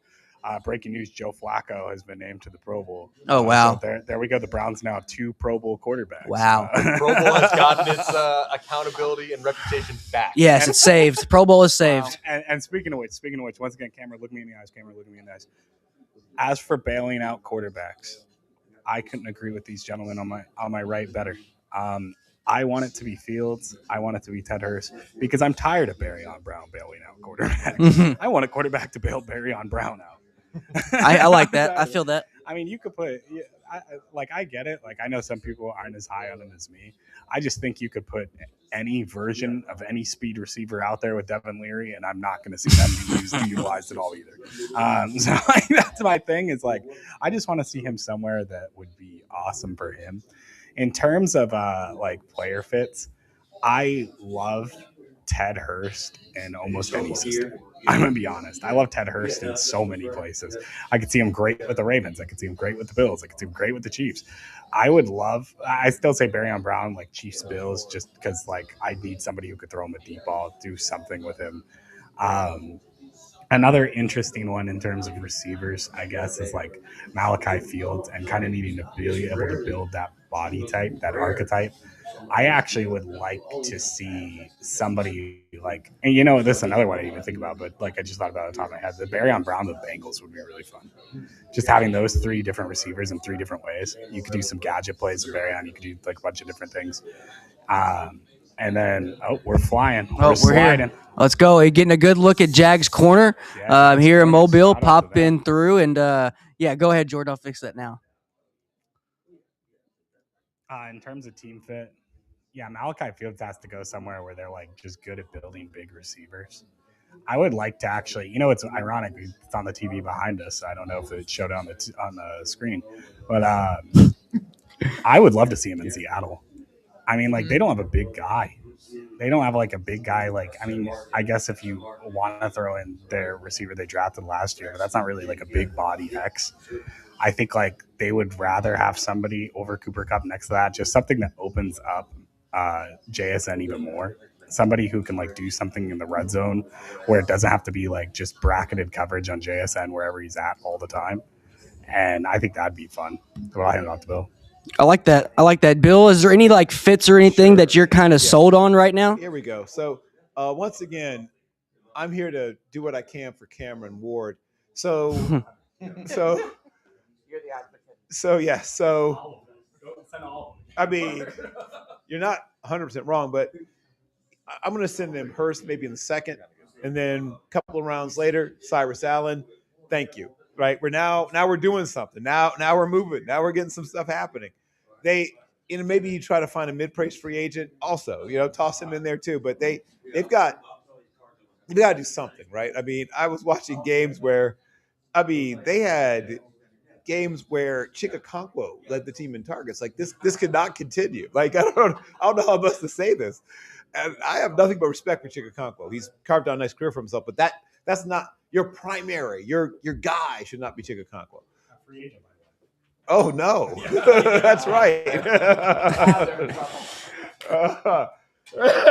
But that once again ties in a neat bow that I was describing that they have to. But luckily, we can talk tight ends next day. But I can maybe send them a tight end to the next group. But yeah, that there it is. You're welcome, Titans fans. Love it. Okay, so yeah, like I said, there's fits for a bunch of these guys. Like Ted Hurst, you could probably put him on, 10, 15 teams. I'm sure teams like Dallas, like you said, Baltimore would love that guy, and they make the best of him. So I want to get our last thoughts here. Just pretty much just let it rip. Just want to get everyone's final thoughts and what we're looking for before we end it out, and we'll start off here and just go down the line. Are we talking about like what we're looking for in like the wrap up of the Senior Bowl, or just like our final takeaway for the event? Final takeaways for practice and just what we're looking for tomorrow.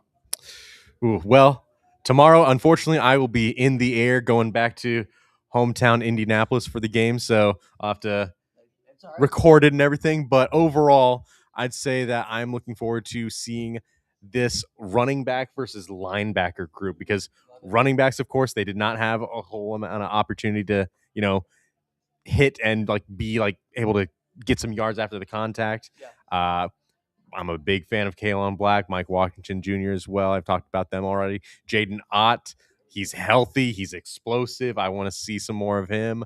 And of course, as any Colts fan will say, we want to see these linebackers succeed. We want to see them be successful, especially in coverage. It's been a very sore spot for the team that I've been covering for quite a few years.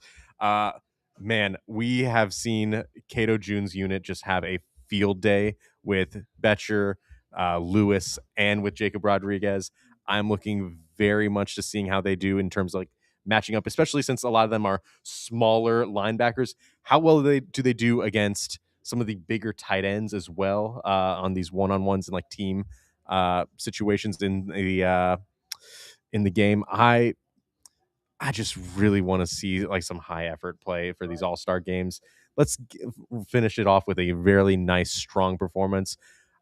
I did put my list that I'm probably going to say the national team's going to win. If I'm going to put any money on it, I don't know.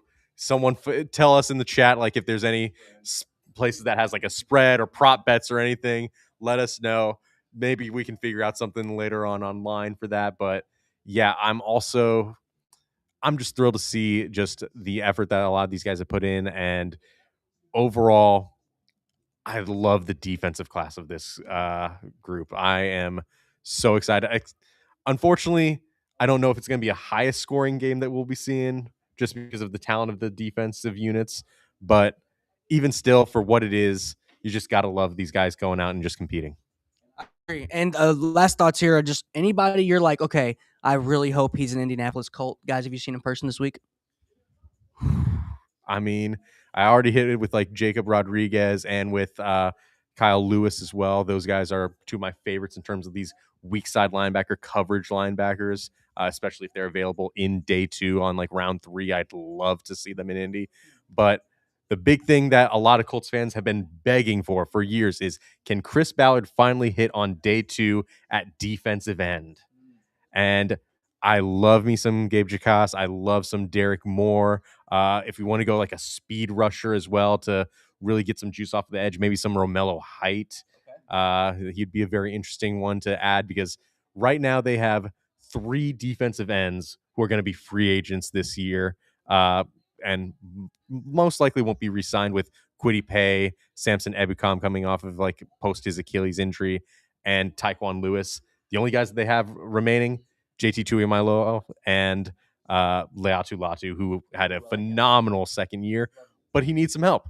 You can't just win in the NFL with just one pass rusher. So like they could use both this power rushers, especially run stopping when Kwity Paye leaves, but they also need a designated pass rusher with some juice off the edge. Maybe some like Quintavious Hutchins had some really nice reps as well. I don't think we covered him earlier, but kind of a situational guy in college, but he really improved over the year at Boston College.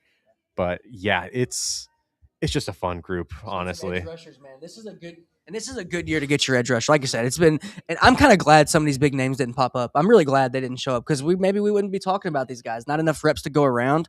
So I'm really glad, where the edge rushers stand at, where it's a dime a dozen. You need good tackles, you need good edge rushers, and this is a draft to at least get your edge rusher taken care of, and your interior offensive line, in my opinion. Tackles, I don't know yet, but interior offensive line definitely. Before I pass it off here to Anthony on thoughts of the game, I just want to see them just to take the training wheels off the quarterbacks. I think what we've seen pretty much all these guys. It blows my mind, because last year you could very tell these are NFL coaches and they are running an NFL system and they expect that from their players. This year it was kind of like they were like kind of dumbing down and going down to the college level. It's like, all right, I'm going to kind of be a college coach trying to protect you for the NFL when I'm already in the NFL. So that was kind of surprising to me. So I want to see them take the training wheels off these quarterbacks. They were working RPO yesterday. They had Sawyer Robertson down at the other end, passing to the running backs. So they had Cole Payton and Diego Pavia out there running some RPO. So I'm hoping to see a little bit of that. Get these guys out in space. Yes, nobody wants to get hurt, but we do want to see what we have. This is football. This is the most violent game out there. And there's probably going to be some bangs and some bruises out there, but we need to see what we have because that is the sport that all these guys play, and that's the sport we love to cover. So I want to see these guys opening up with the quarterbacks, and like you all you said with the linebacker and running backs, with us not being able to take to the ground, how many tackles for loss or how many broken tackles would we have had? We don't know. We're going to find that out tomorrow. So that's what I want to see, just pretty much letting it loose and getting these quarterbacks out in space. And let's not protect these guys. It's not like we have a bunch of 5 first-round quarterbacks and we're trying to not lose their first round. Like, these guys need as many looks as they can get, and I hope they, we give it. And I think we're going to get it tomorrow. I think it's going to be an excellent game. But Anthony, what are you looking for tomorrow in the game, and just your final thoughts overall? Yeah, I mean, kind of piggybacking off what you were saying. I look for which quarterbacks and receivers have been able to build a rapport this week. I think back to last year when Jack Besh was Senior Bowl MVP and made that great catch at the end to win the game at the final second. Yep.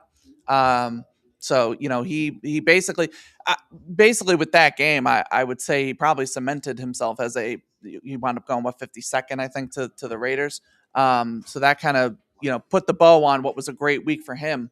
So there's a chance for if these receivers have been able to build that kind of rapport with these quarterbacks that are going to be playing with them tomorrow. There's a chance that they can really again put that bow on what's been a great week, I think, for a lot of receivers. I also look at the late ads. Deion Hayes from Texas A&M was added literally this morning. Tyree West came in from Tennessee on I believe the last day. So these guys who haven't been here practicing all week now get basically one chance, one opportunity, not Eminem, to make their claim here and to show why they got they at the end of the day they got a Senior Bowl invite too. They may not have been here all week, but they Drew Fabianich and the Senior Bowl staff saw something in them that it was worthwhile to say, you know what, we got guys that are going to be leaving, which that'll I'm sure we're going to see plenty of names that we've been talking about not there tomorrow. So that we'll see now these guys again one chance to make something of themselves. So I'm excited to see that too. And just overall thoughts, I think really solid week. It showed the depth of the defensive line group, the depth of the receiver group, and the depth of the cornerback group.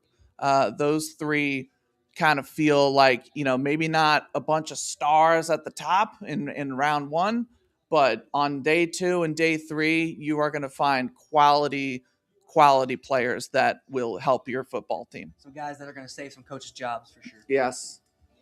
What do you think, Jordan? Just overall, what you're looking for tomorrow, and just your closing thoughts here as we wrap up our final Senior Bowl show. I mean, the first thing I am looking forward to seeing is seeing who's actually playing, right? Because, I mean, more than anything, yesterday I was surprised who was playing. We barely touched on him in this, but Caleb Banks, I have no clue why he was playing yesterday. If he's playing tomorrow, that guy's even got more power loves to football. him. He loves football. Yeah. During an interview, we talked to him. He said his favorite trash talker of all time is himself. He loves playing football. He also said that his favorite person to go against was his teammate, who he brought up earlier. And he said the reason was because he never gets to go as hard against him on one-on-ones as he's always wanted to. He's been looking forward to this opportunity. I would be shocked if he's still there, but I mean, if he is, more power to him. But that's the thing, like, obviously more than anything, we hope for healthy players to be out there. I'm looking forward to seeing this wide receiver class, seeing what they do. But more importantly than that is, like, I think this interior D-line versus the O-line, because, like, now the D-line doesn't have to hold back. Now they can run to the quarterback. Sawyer Robertson's not taking off for 25 anymore. Like, all of a sudden when you push in a whole offensive line on the right side, yeah, that's going to impact something. And at the same time, we get to see these running backs in more space, right? Like, I feel like so much of the running back reps during the Senior Bowl practices, like, you don't really get to see as much as you'd like to. The game is where it's, like, the most fun to see the running backs because, like, you actually get to see them in open field. They don't call plays dead too early and, like, stuff like that. Obviously, like, and the other thing, we kind of brushed on it earlier, I need to see these quarterbacks under center, see if they could actually take the ball under center, and I need to see if some of these centers who are now playing center for the first time can actually snap the ball under center. So it's like a combination of both, yeah. Bill, what's your thoughts here just as we wrap it up? Yeah, so I'll be like watching sort of individual, sort of in my mind, like decision points. like if you say, hey man, I really need like a shifty little third down back, I'm going to watch Jaden Ott, I'm going to watch Jamari Taylor, because they're probably pretty close together right now in my mind. Can one guy do something that sort of separates them? Amongst the safeties, right? Skyler, your boy, your Northwestern, Oregon State kid, and Michael Taft, who sort of flew under the radar most of this week. But if you're looking for like a guy who may quietly go somewhere day 3 and then ends up being a 8 to 10 year starter at safety, but he showed he could play a little bit of slot as well. And of course, a lot of teams go big nickel, right? So if you are a guy who's shown that you can pay blows, you can play nickel, you can play corner in a pinch, and you can play safety, you're playing the league for a good long time. And yeah, obviously, as you said, seeing the actual, unlike one-on-ones where the offensive line is at a distinct disadvantage, now you get to actually work together. Will the offensive line look better now that they're actually, still it's a handful of reps, but you had some reps, you have some idea of how to communicate certain things, and will the defensive line, now be given a better fight, right? I want to see how some of you guys hold up, and some of these guys didn't face each other one-on-ones. They got to as many guys as they could, but there's a few combos that didn't get a chance to face each other. So I'll be also looking for that. And then last but not least, can at least one of the quarterbacks sort of emerge from the, like take flight, and hey, because right now I'm like penciling in, somebody making an amazing catch or a defensive player, like, winning the MVP there. Maybe a running back bust a couple long runs as the MVP. I'm not thinking quarterback right now, but maybe one of them does something that changes my mind. And, I really believe that, the Senior Bowl, when it's best serving not only the audience and the scouts, but also the players, when you do have a really interesting mix of players from all levels of football. I know I've been banging away at this. I promise you won't hear from me again. But that's how you get some of the guys that we get to see in the NFL, become these amazing stories. And of course, this year we have one. We talked about Tyrant many times. Great story. There should be at least one or two other guys who are getting that chance this year. And I will stop. I will climb off the soapbox. Seth Hennigan of the class. Yeah, shout out Seth Hennigan. He just made a post today, just really, really appreciating his rookie year, finished with the Colts, So shout out Seth Hennigan. Hey, are we going to see another game-winning 85, 90-yard drive like we seen last year? We might. And who knows who's going to do it? It could be your guy, Anthony. It could be Cole Payton. I mean, I wouldn't be surprised at this point because, man, shout out to Cole Payton and his mother who follows us. Hopefully she's watching. So shout out to the whole Payton family. You've done an excellent job because, I mean, every interview he took his time. He's never too big for the moment, even though, in my opinion, he's probably going to come out here as the top quarterback, on everybody's boards. And if he's not, then I don't know. I don't know what you're looking at because he really been solid. And then I will say he's made improvements since this season, even with his form. I mean, looking at some of the games, his elbow would drop a little bit, but I haven't seen it drop once here. I've seen his mechanics get really cleaned up, and you can tell he's been getting some quality coaching, whoever he's working with. And if it's just been here the Senior Bowl, hats off, because he's really looked polished, even with the training wheels on. So that's another reason why I want to see them off, and I can't wait for it. But that's pretty much all I got. Want to give some last thoughts here. We'll take a page out of Jim's book, Draft Professor, the Draft Professor himself, for some podcaster identification. So everyone, just let everyone know where they can find you, and before we wrap it up here. All right. Of course, if you guys have gotten an introduction from us all, Jay Robbins from Stampede Blue, a subsidiary of Vox Media and SB Nation. You can find me on there where I'm going to be writing for them constantly. Gotten some winners articles out and going to be posting a few interviews that I've had from them from the Senior Bowl overall. And if you want to find me on podcasting, Draft Nerds, alongside quite a few of these gentlemen over here. But yeah, it's been a very fun adventure to enjoy this home squad episode. Thank you very much for having us all, and I appreciate it. I appreciate y'all, like you said, pulling up here and just going out your way. We've been busy all week, man. It's finally getting an off day to kind of chill. So you guys are all just been churning out content. I'm big fans of everyone here. Anytime Jordan's in the space, I hop on, and Anthony and Jim's talking, whatever. If it's talking Jets or whatever, I'll hop on. I just love to hear you all talk ball, and more importantly, I love being around you fellas, and I really appreciate it. And Anthony, let everyone know where they can find your great content at, man. Yeah, and of course, I appreciate being here. Appreciate being asked to come on. Yeah, you can find me on X at Anthony_Russo97. Posting, I've clips and interviews and other Senior Bowl thoughts and analysis from the week. I've got my Substack, which you can find on my X page. You can go there, subscribe. I've got plenty of NFL draft, college football content. I'm working on. I've taken a crack at doing a 2-round mock draft, and I've realized that that some teams are going to run into some issues when we get to April. But that's coming out, and my top 150 big board will be out next week as well. Once I've officially digested all of the Senior Bowl stuff that we've seen. So yeah, check out all my NFL draft content, and again, appreciate being here. Perfect, man. Jordan, let everyone know where they can find your great content at, man. Yeah, so my name's Jordan. My name won't fit too /Goggenrada. The biggest thing where you can find me is mostly on X at Jordan Sport Guy. You can also find a bunch of spreadsheets I do with all the measurements all in one spot, along with all the live testing drills. Once the combine comes out, I'll be updating everything live. So if you're looking for everything in one space, you know where to find me. You can find me in a lot of Twitter spaces, a lot of Draft Nerds content as well, open to any opportunities. So if anyone wants to have me on the show or talk to me about ball, I'm always open. Bill? First of all, thank you all. It is a pleasure. It is a privilege, and it is an honor. All of you gentlemen, thank you, and you, Dalton, over there. So there's 2 Twitter feeds, no wait. Well, sorry, X. 2 X feeds, no waiting. And plus, if maybe for some reason one gets hacked, I got to back up. So you can find me either at the main one, which is at 11. That's the word, not the number. At 11 Bravo 138. And that's the primary. But if something happens, you can also find me at capital B, capital C, ARROLL. That's at BCarroll138, also on X/Twitter. And I am in the process of trying to finalize my pre-combine top 350. That'll drop on Team MBS Media probably in the next week-ish. But before that, you'll see my top 25 interior offensive line, my top 25 corners dropped last week. You will soon be seeing, I don't do like a winners losers, but I do typically just some stock all the time. So it'll be strong buy, hold, and sell on various players that were here at the Senior Bowl, and a bunch of video content, including some clips and other stuff, and maybe interviews with some of you gentlemen.